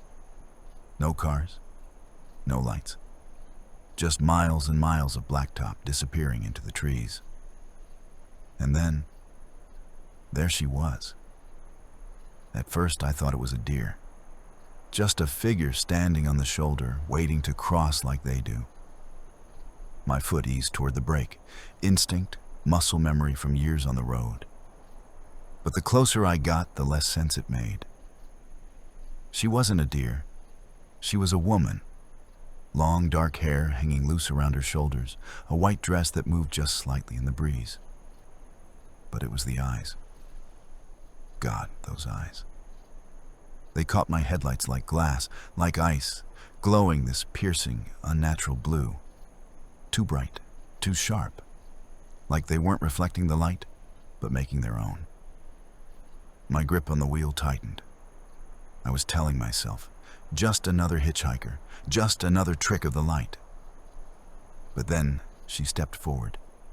The hem of the dress shifted. Her legs came into view. And they weren't legs. They bent the wrong way. The shape too narrow, too thin. Hooves. Black, polished, sharp hooves striking against the gravel shoulder. And that's when she said it. My name. Not a shout, not a whisper carried by the wind. No. It was clear, direct, like she was already inside the cab with me. Victor. I blinked, and in that half second, she was gone. Nothing but empty road, my own pulse hammering in my ears, the wheels slick in my hands. I told myself to keep driving. That's what you do out here. You see things. You get tired. You get shadows in the corners of your eyes. You don't slam on the brakes. You don't play games with the dark. You just drive. But the problem is, when someone says your name out on an empty stretch of highway, you can't forget it. It sticks. It digs in. My name is Victor James. 42 years old. Been running freight since my 20s. Divorced. My boy, he's grown now. Doesn't pick up when I call. Truth is, I don't call that much. Easier not to. Easier to let the miles pile up between us. The road forgives you for being silent. People don't. That's why I drive at night. Because at night, nobody's asking where you are. Nobody's reminding you what you've lost. Just you, the hum of the tires, and the long, dark line of highway ahead. A few miles later, the neon glow of a truck stop diner rose out of the trees like an island. Yellow, red, buzzing. A couple rigs parked in the lot, chrome glinting under the floodlights. I pulled in, not because I was hungry, not because I needed gas, just to see another building, another sign that the world was still out there. I killed the engine, stepped out, stretched the stiffness out of my back. The air smelled of gasoline and fried grease, the kind of smell that never leaves these places. And that's when I saw her again. Across the lot near the restrooms by the side of the diner, a shadow slipped under the neon. A woman's shape. Long hair, pale dress, standing still for just a breath too long. I blinked again, heart crawling into my throat. When my eyes cleared, the corner was empty. I wanted to laugh it off. Wanted to say, "Victor James, you've been too long behind the wheel, you're chasing ghosts." But deep down, I already knew this wasn't over. The lot was half lit, one of those old truck stops where the bulbs buzz more than they shine, where the asphalt glistens with oil stains and rainwater. I walked a slow circle around the rig, just stretching my legs, telling myself it was routine. Check the tires, check the straps, breathe some air before another 100 miles of night. But I wasn't fooling myself. I was looking for her. The gravel crunched under my boots, the air damp and cool. At first I saw nothing, just the shine of puddles under the lights, the quiet glow of the diner's neon sign. Then my eyes caught something by the curb, just where the mud ran thick from the rain earlier. Footprints. I bent down, staring at the impressions pressed deep into the soft ground. Hooves, clear as day. 2 cloven marks, sharp-edged, dug in heavy like something had paced there not long ago. My breath caught in my throat. But then the trail shifted. The next set wasn't hooves. They were bare feet. Small, delicate. Toes splayed in the mud like a woman had walked barefoot across the lot. I followed them with my eyes. Hoof, foot, hoof again, back and forth, as if the shape itself couldn't decide what it wanted to be. I swear my stomach turned cold right then. Because tired eyes can blur shapes. They can make shadows move. But tired eyes don't carve prints into wet ground. I stood there longer than I should have, staring, hoping they'd fade if I just blinked enough. But they didn't. They only grew darker with the moisture glistening in them, proof etched into mud and gravel. Finally, I shook myself out of it, muttered a curse under my breath, and climbed back into the cab. The seat felt colder than before, like I'd left the door open too long. I turned the key, the engine rumbled to life, familiar and grounding. But before I could shift into gear, the CB crackled. Just a little pop at first, static that made me glance at the dial. Nobody should have been on my channel. Then it came again, a low hiss, dragging long, like someone exhaling close to the mic. I leaned forward, listening, waiting for a voice to follow. Instead, all I got was more breath. Deep, slow, steady breathing. I reached over and turned the squelch knob, thinking maybe I was picking up bleed from another line. The static cut for a moment. Silence. And then the breathing came back, louder, like whoever it was leaned closer. I sat there frozen, hand on the dial, eyes fixed on the dark windshield. "Breaker 19, you copy?" I asked, my voice catching in my throat. No answer. Just that sound. Inhale, exhale, close, too close. My knuckles whitened on the wheel. I told myself, skip the ghost stories, Victor James. It's just interference, some idiot breathing into their radio 100 miles away. That's all. That's all it is. But you know how sometimes silence can press in heavier than sound? That's what it felt like in that cab. Even with the engine humming and the static hissing, the night seemed to fold itself around me, tighter and tighter. Like I wasn't the only one inside anymore. I forced myself to shift into drive, to roll forward slow, tires splashing through the puddles. The diner lights slipped behind me. The empty black highway stretched ahead again, the trees like tall shadows lining the road. But I couldn't stop glancing in the mirrors. Every time the CB gave a faint hiss, I expected to see those glowing eyes right behind me, watching, waiting. And that's when the thought dug in. The one you try to push away, but can't. Maybe this wasn't just fatigue. Maybe it wasn't just shadows. Maybe, out here in the dark, I wasn't driving alone anymore. The road swallowed me again. Blacktop stretching like a ribbon through endless trees, no taillights ahead, no headlights behind. Just me and the hum of the engine, the occasional groan of the trailer shifting its weight. I told myself to focus on the lines. White dashes sliding under the glow of my beams, mile after mile. But my eyes kept straying to the mirrors. It started small, just a shimmer in the corner, like light bending wrong. I told myself it was nothing, that I was still spooked from those prints in the mud. But then, clear as day, I saw them again. Eyes. Blue, piercing, hovering in the darkness behind me. Too far back to be caught in the headlights, too bright to belong to any animal. Just staring, unblinking, fixed on me through the glass. I blinked once, twice. They were still there. I gripped the wheel tighter, heart thudding, whispering under my breath. "Victor James, you need sleep. You need coffee. You need anything but this." When I glanced again, the eyes were gone. Empty road, just shadows. But the damage was done. The image had burned itself into me. And then the CB came alive. Not static this time.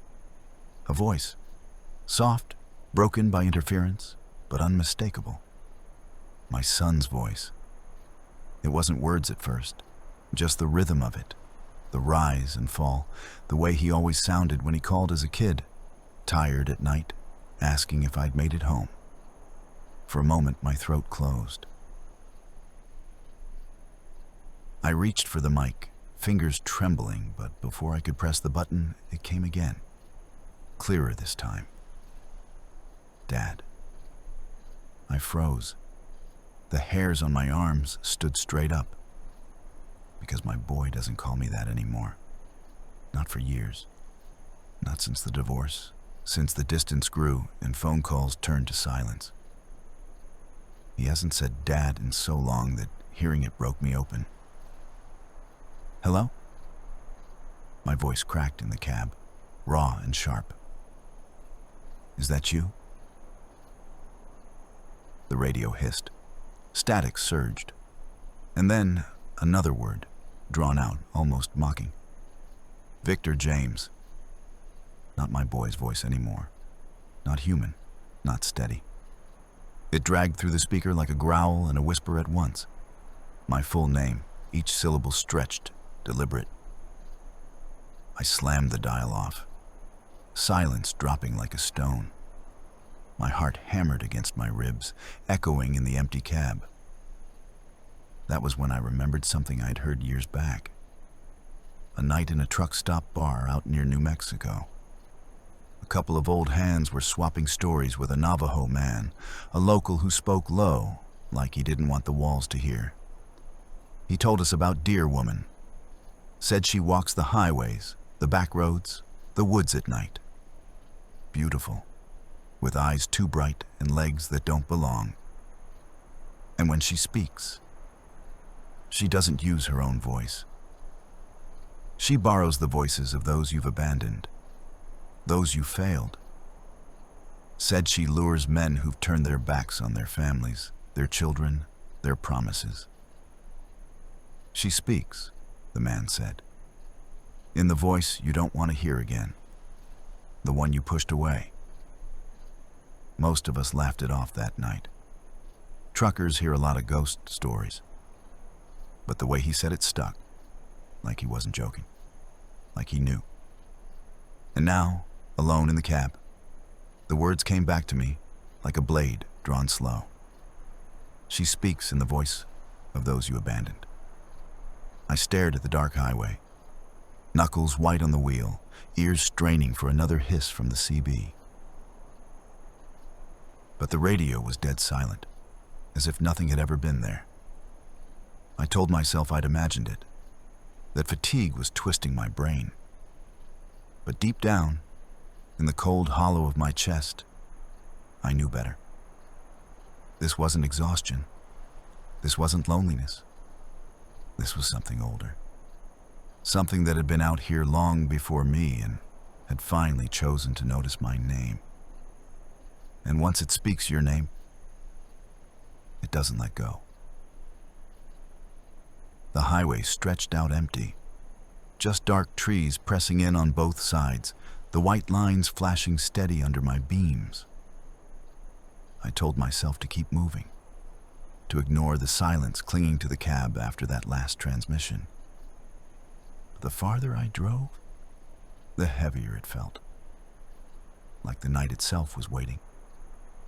Then the orange glow cut through the dark ahead, flashing lights, reflective cones, a bright sign staked into the shoulder. Road closed, detour. I eased down on the brakes, trailer rattling as the whole rig groaned against the stop.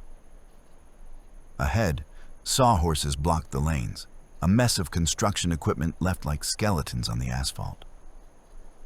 But what froze me wasn't the sign, or the cones, or the closure. It was her. Standing at the mouth of the detour road, the woman, long hair falling dark against her shoulders, dress pale, edges stirring in the breeze that funneled down the highway. Her eyes burned that same impossible blue, brighter than the reflectors, brighter than the lights. And one arm, slender, pale, was outstretched, pointing into the forest road. For a heartbeat, I thought about throwing it into reverse, about backing all the way down to the last junction, finding another way. But the truth? There wasn't another way. This was the only detour. If I wanted to get through, I had to take it. So I turned. The tires crunched over gravel. As I swung the rig onto the side road, the main highway fell behind, its orange cones vanishing into the dark. Ahead, nothing but narrow blacktop winding between the trees. No lights, no signs. Just the beams of my truck cutting through the woods. The trees pressed closer the deeper I went, branches clawing at the edge of the cab with each gust of wind. My mirrors showed nothing but shifting shadows, shapes that seemed to move when I wasn't looking. I rolled slower, engine rumbling low, every instinct telling me I shouldn't be here. And then I saw it. On the right shoulder, just where the weeds gave way to dirt, stood a roadside memorial. A small white cross hammered into the earth, plastic flowers faded by weather, a photograph sealed behind glass. I slowed the rig, eyes catching the inscription carved on the plaque below. The name. It was my mother's maiden name. I felt the blood drain from my face. My hands went slick on the wheel. because I'd heard of an accident on this stretch years ago, back when I was a kid. Locals talked about it like the road had taken something from them. I never thought about it again, until now. The engine idled, heavy in the silence. I wanted to move, to keep going, but my body stayed locked, staring at that memorial, at that name staring back at me through the dark.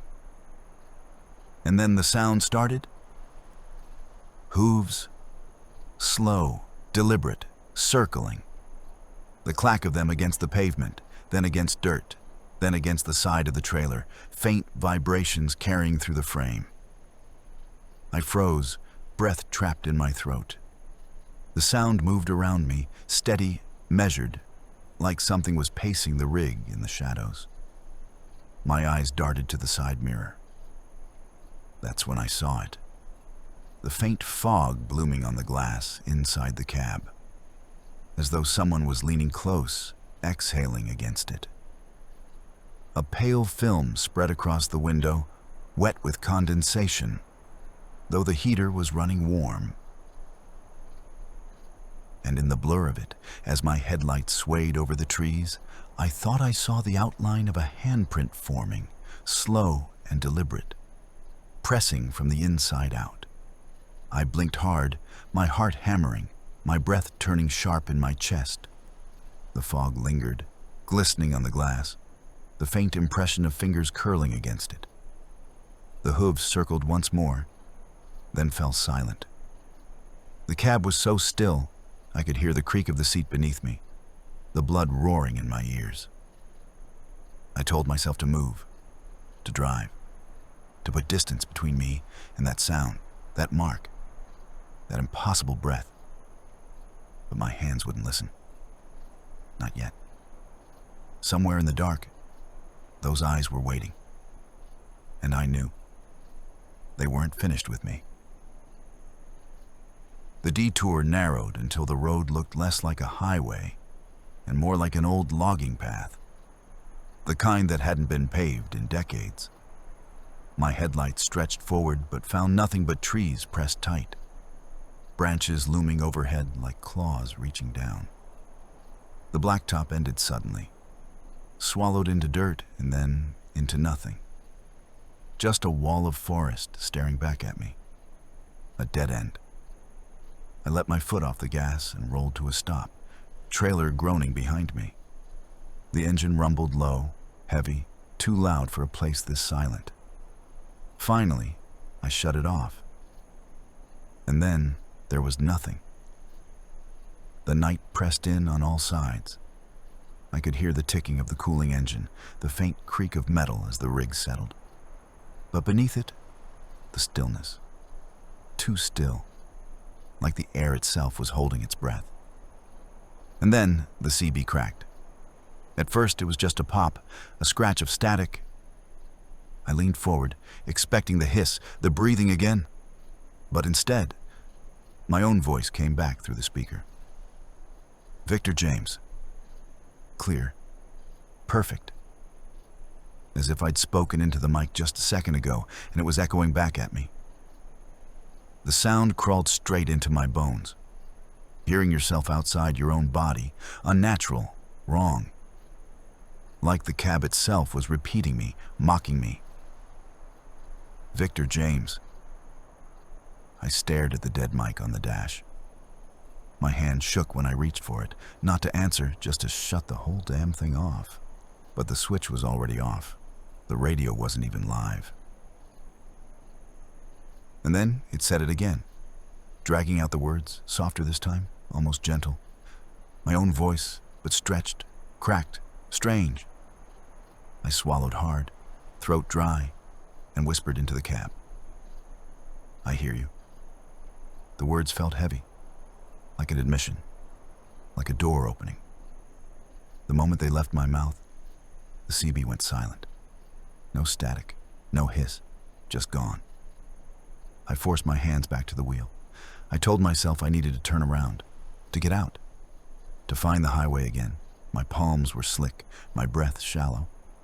I twisted the key, The engine coughed alive, lights flooding the trees once more. The turn took everything. The road was so narrow I had to inch back and forth, gears grinding, the trailer snapping branches as I wrestled the rig around. Every time I looked into the mirrors, I expected to see those eyes waiting just behind me. Every time I checked the side window, I expected another fogged mark.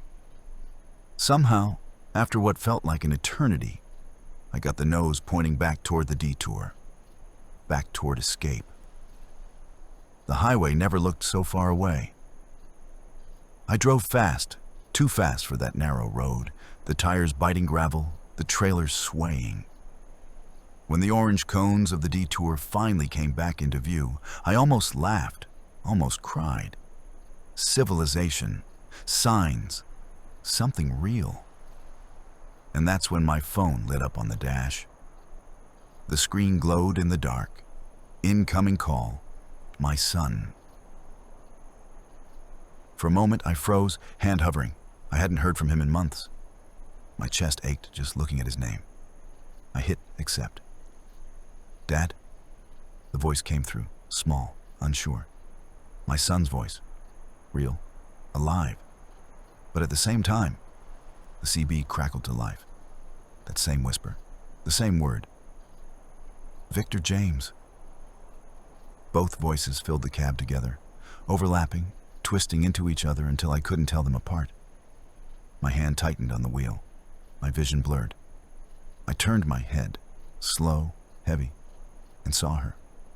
The woman, sitting in the passenger seat. Blue eyes burning, face pale in the glow of the dash. Hooves crossed neat beneath her dress, hands folded in her lap, waiting, watching. I blinked hard, and she was gone. But on the passenger window, a wet handprint spread across the glass. Fresh, dripping, as if someone had pressed it from inside. I drove. I didn't stop. Didn't breathe right until the interstate stretched out ahead again, wide and clean and familiar. Since that night, I always answer the phone. But those eyes in the mirror, they never left.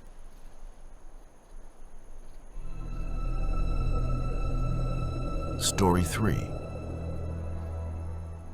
If you ever catch a glimpse of red where it doesn't belong, shining in chrome, drifting in the fog, blinking in the corner of your mirror, don't argue with it. Don't tell yourself you imagined it. Don't brush it off. Look closer, because that red might save you. Or it might be leading you somewhere you're not ready to go. That's how I start every time I think back. Because I wasn't ready that first night. Not for what I saw, not for what I lost. My name doesn't matter much. What matters is the road. I spend more nights out here than in any house, more hours with the hum of diesel in my ears than with any voice I love. And when you live like that, the road itself becomes your family. And sometimes, the road takes one away. Danny. His name was Danny. He was the kind of driver everyone wanted as a friend. You know the type. If you were broke, he bought your lunch. If your thermos leaked, he slipped you a better one without saying a word. He was like a big brother, the kind who laughs when you mess up and says, "I've done worse." He had my back on long hauls, and I had his. Until the night I didn't. There's a curve out in New Mexico, carved into the side of a ridge. We call it Devil's Elbow. Not because we're superstitious, but because it reaches out and grabs anyone careless enough to think they can take it too fast. 3 years back, Danny went off that curve. He didn't make it. And the part that eats at me, the part that still scratches inside my ribs at 3 in the morning, is this. I told him to. Not out loud, not in those words. But I was on the radio, joking, keeping him awake. He said, "It looks clear. Should I push it?" And I, stupid, tired, not thinking, I laughed and said, "Go on, you'll be fine. The road's yours tonight." 10 minutes later, his rig was in pieces at the bottom of Devil's Elbow. You can tell me it's not my fault. You can tell me he made his own choice. But guilt doesn't care about reason. It just sits in the cab with you, mile after mile. The night after Danny's crash, I drove that same stretch. I had to. Dispatch didn't care about grief, and I thought maybe I could pay some private respect by rolling through slow. Fog was thick, pressing against the windshield like breath. My wipers squeaked. The chrome on my hood caught the weak light from my lamps. And then, it wasn't just my lamps. A smear of red slid across the hood chrome, glowing like a warning flare. Only there weren't any taillights ahead. No hazards, no emergency strobes. Just the fog and that impossible red, moving across the metal like blood spreading under glass. I touched the brakes. Not slammed, just touched. Enough to shave a few miles per hour off. And in that half second, a black cow lumbered out of the fog. Right in front of me. A shadow with eyes. My bumper missed it by a breath. If I hadn't eased up, I would have collected a ton of meat and bone and gone over with it. I pulled onto the shoulder shaking, hands slipping on the wheel. I sat there in the mist, heartbeat loud, staring at the empty hood. "Danny," I whispered, though I didn't believe in ghosts. Not then. "Was that you?" The chrome just stared back, fog beating on it like sweat. And from that night on, I knew two things. One, I couldn't pretend what I'd seen was just headlights or imagination. And two, the road wasn't finished with me. Because once you've seen red where it doesn't belong, you'll see it again. After that night, the red kept coming back. Not every mile, not every trip, but often enough that I started waiting for it. The way you wait for a pain you know will flare up again. I didn't tell anyone. You don't go around saying, "I see ghost lights in my hood chrome," unless you're eager for dispatch to pull your keys and send you for a test. So I kept it to myself. But I watched. The first time after the cow was maybe 2 weeks later. I was running east, long stretch of desert highway, shiprock behind me, moonlight so sharp the mesas looked like bones sticking through skin. I thought I had a clear night. Road was quiet, no chatter on the radio. Then I saw it. Red sliding across the passenger mirror, just a faint line, like a streak of neon under the glass. I frowned, because there was nothing out there. Just sand and scrub. But I eased the throttle down anyway. Habit now. And good thing, too. Fog opened like a curtain half a mile ahead, thick and sudden, swallowing the stars. In that fog was an overturned boat trailer, sprawled sideways across the lane like a drunk at closing time. And standing in the road, waving his arms like a scarecrow come alive, was the driver, panicked, helpless, trying not to get killed twice. I got the rig stopped in time, hazards flashing, heart thudding. We wrestled his mess onto the shoulder with my straps and chains, both of us breathing like we'd sprinted a mile. He kept saying thank you over and over, tears in his eyes. I told him, "Don't thank me, thank the red." He didn't laugh. He just looked at me like I was crazy. Maybe I was. I climbed back into my cab and stared at the mirror. The glow was gone. Just chrome again. Just me. The second time was uglier. I was hauling light, flat stretch outside Tucumcari, nothing on the scanner, no tail lights for miles. That's when it happened. The red spilled across the hood, brighter than before, pulsing once, twice, like a heartbeat. I touched the brake. habit again. And in my mirror, I caught it. Another vehicle right on my trailer's bumper. A lifted pickup, black paint, no headlights, riding me like he owned my lane. My brake lights flickered when I eased down, and that must have startled him awake.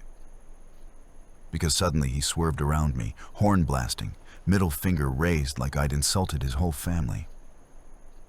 He shot forward, roaring past. I muttered a curse, but then I saw what the red had been about. 50 yards ahead was a shredded tire carcass, big as a suitcase, lying right where he aimed his wheels. He hit it at full tilt, sparks flying, truck fishtailing, his whole life flashing in his taillights. Somehow he corrected, tires squealing, and kept going. Didn't even slow down. I rolled past at 50, shaking my head. If I hadn't touched the brake when the red told me to, that pickup would have plowed into my trailer instead of getting his own lesson. Saved me, maybe even saved him. But I couldn't decide which truth scared me more. The third time was different. Middle of the night, somewhere near Amarillo. Straight run, no fog, no traffic. Then, there it was again. Red across the chrome, soft but steady. I scanned the road ahead. Nothing. Perfectly clear. But I obeyed the rule. I let my foot ease back, shaved 5 miles an hour. And just then, my mirrors flared white. A rig behind me flying way too fast, realized too late how close he was. He swerved wide, his horn blasting, his trailer fishtailing in the gust. He barely missed clipping my back doors before roaring past into the dark. If I hadn't slowed, he'd have planted himself in my ICC bumper, and we'd both have been statistics by dawn. That was the night I realized something. The red didn't always warn me about what was in front of me. Sometimes it was about what was behind. Sometimes it was about danger I couldn't even guess at. Front, back, sideways, didn't matter. The rule was simple. When the red shows up, you look closer. You don't question it. You don't argue. And if you're smart, you listen. The thing about patterns is, once you notice them, you start waiting. Every mile becomes a question mark. Will the red show up here? Will it bleed across the chrome now? And sometimes it doesn't. Sometimes a whole shift passes clean and quiet, and you almost convince yourself it was just coincidence, tricks of the eyes. Almost. But then it comes back, always when you're least ready. It was a long run, westbound, one of those nights when the road feels like a tunnel stretching forever. The sky had gone black, no stars, no moon, just asphalt, yellow lines, and the steady hammer of tires. My eyelids were heavy. I'd been on the road too long, fighting sleep with cheap coffee and the radio turned low. Nothing but static and the occasional lonely voice checking in. I remember blinking just once, and when my eyes opened again, I saw it. Not the red this time, but a shape. In the reflection of the chrome on the passenger side, where usually there's just the ghost of headlights or my own window, I saw the outline of someone sitting in the other seat. Not a clear image, not something I could focus on. Just a silhouette, pale, solid enough to twist my gut. A man, sitting still, watching forward. My hand jerked on the wheel, and the whole rig wobbled before I steadied it. "No," I muttered, shaking my head. "No, no, no." I flicked the cabin light on. The passenger seat was empty. Of course it was. Worn fabric, a crumpled map, an old thermos rolling with a vibration. Nothing else. But when I turned the light back off and the glass went dark again, for the briefest second, I thought I saw him still there, waiting. I tried the radio just to fill the silence. "Breaker, Anyone got their ears on? Static, a hiss that rose and fell like breath. Then, through the static, something else. A voice. Not clear, not steady, like words pushed through water. But I knew it. God help me, I knew it. Danny. That's what I whispered. My hand was tight on the mic, knuckles white. Danny? No, can't be. And then the words came, broken but sharp enough to cut. You didn't help me. Help them. The cab went ice cold.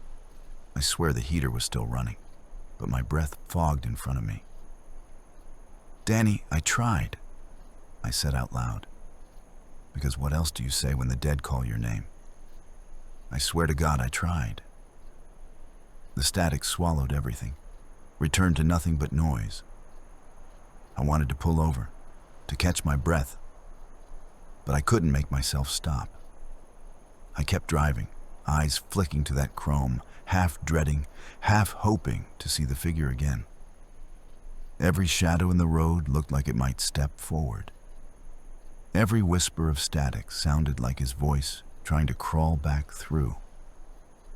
By the time dawn broke, the red hadn't shown up once, but the silhouette stayed with me, burned into the back of my eyelids. And the words too, looping, gnawing. You didn't help me. Help them. That's when it hit me. The red wasn't just random warnings. It wasn't luck. It wasn't coincidence. It was personal. It was tied to Danny, tied to that curve, tied to the night I let him down. And if that was true, if the red belonged to him, then every time it showed up, it wasn't just pointing at danger. It was pointing at me. The storm hit heavy that night, the kind that feels alive, like the sky wants to wash the road clean of anyone foolish enough to be on it. Rain hammered the windshield, the wipers could barely keep up, and the fog came low, rolling across the asphalt in slow tides, curling around my headlights like smoke. The air itself felt thick, suffocating. I knew where I was even before the mile marker. My stomach knew, my hands on the wheel knew, Devil's Elbow, Danny's curve. I hadn't been back in weather like this since the night he died, but here I was, rolling straight toward it. That's when the red came. Not a flicker this time, not a smear. It bloomed across the hood chrome, deep and steady, pulsing like a living thing. A beat. Another. Another. My heart answered it, stumbling in my chest. No, I whispered. Not here. Not now. But the red didn't fade. It grew stronger, spilling across the passenger window, sliding along the glass like a hand dragging across it. And where it pointed was the guardrail. The drop. I gripped the wheel, sweat cold on my palms. Are you pulling me over? Is that it? You want me down there too? For a moment I thought about flooring it, driving straight through, daring the ghost to keep up. But something in me froze, because the rule was simple. When the red shows up, you don't argue. You look closer. I flicked on my hazards, felt the truck shudder as I eased it to the narrowest shoulder I've ever trusted. Tires hissed on wet pavement. The storm howled through my mirrors. My whole rig trembled under the wind. It was insane to stop here, insane to climb down into that fog. But guilt has its own logic, and Danny's voice, buried in my memory, whispered with the storm. Help them. I grabbed my flashlight and the EMT kit I kept under the bunk. My boots slipped on the wet gravel as I climbed the guardrail and started down. The slope was mud and rock, every step sliding me 2 feet sideways. Branches clawed at my jacket. Rain stung my face. The red was still with me, a shimmer in the mist below, leading me like a flare. And then I heard it. A horn, weak, dying. a sound like breath escaping from a wounded chest. I found the wreck 30 feet down, a sedan crumpled against a stump, one headlight hanging by a wire. The windshield was starred with cracks, the roof crushed in on one side.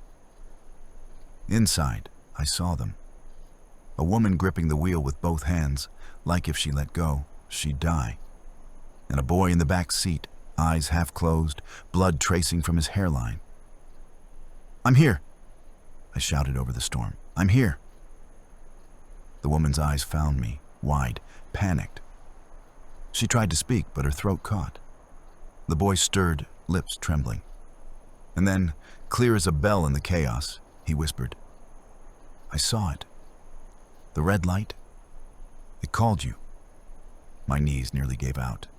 I forced myself forward, yanking the door open, pulling glass out of the way. "Hold on. You're not alone. You're not dying down here tonight." We did what we could until the sirens came. Me talking, keeping them awake, pressing gauze where it mattered, steadying their breaths with mine. Every second I kept thinking, if I'd ignored it, if I'd laughed it off, they would have bled out in the dark. When I finally climbed back up toward the road, soaked, covered in mud, I saw my rig through the fog, hazards still blinking like a lighthouse waiting for me. The red was gone from the chrome, washed clean by rain. But it didn't matter. I knew what it had wanted. And for the first time since Danny's crash, I didn't feel like I owed him anymore. I felt like I'd finally paid a debt. Blue lights cut through the storm first, bending and warping in the fog. Sirens followed, muted by the mist, but steady enough to tell me help had found its way. I was standing on the shoulder again, soaked to the bone, mud streaking my jacket, flashlight still in my hand. When the cruiser rolled up, the trooper leaned out and squinted through the rain. "You the caller?" he shouted. "Yeah," I said, throat raw. Down the slope, sedan, 2 alive. More lights followed. An ambulance, then a fire truck, red strobes splintering in the wet air. The responders moved quick, ropes and stretchers in hand, boots crunching gravel. I guided them to the break in the guardrail, my hazard lights painting the fog in dull orange. One of the medics clapped my shoulder as they passed. "You did good," he said simply, before vanishing into the mist. I leaned against my rig, chest heaving, watching shapes move below, hearing muffled commands and the scrape of metal being pulled open. The rain eased for a moment, just enough to hear the boy's cry carried up through the fog. Alive, breathing. That sound filled the space where guilt had been gnawing me hollow. The trooper came back, notebook in hand, hat dripping. "So," he asked, "how'd you spot them in this soup?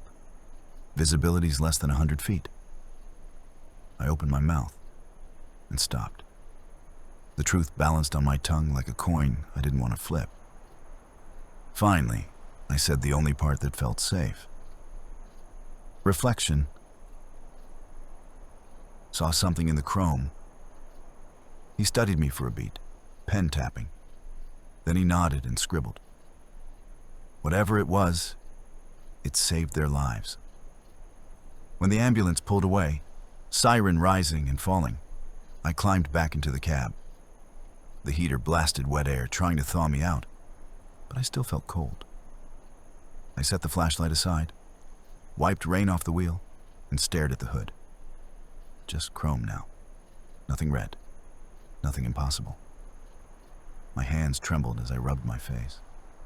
Logic whispered in one ear. Trauma, fatigue, survivor's guilt. My brain, reaching for patterns, inventing them in reflections and shadows. That was one answer. But the other voice, the one that had ridden with me since Danny's crash, said otherwise. Said he was still here, that he'd chosen me, of all people, to carry the weight he left behind. Was it my memory, burned too deep?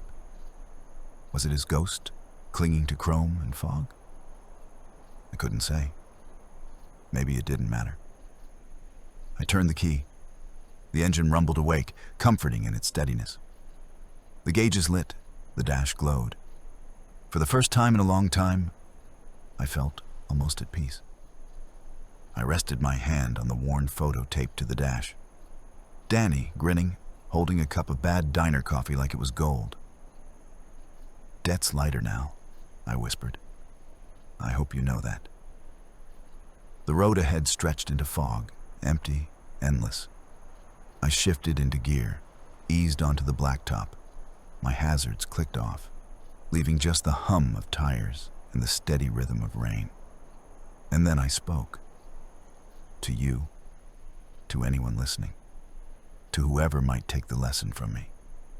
If you ever see red where it doesn't belong, don't argue. Don't blink it away. Look closer. Sometimes it means the road is about to turn ugly. Sometimes it means someone up ahead needs tomorrow. And sometimes, I swallowed, glancing at the passenger seat. Sometimes it means the past isn't finished with you. The cab was quiet. The kind of quiet that isn't silence at all, but pressure.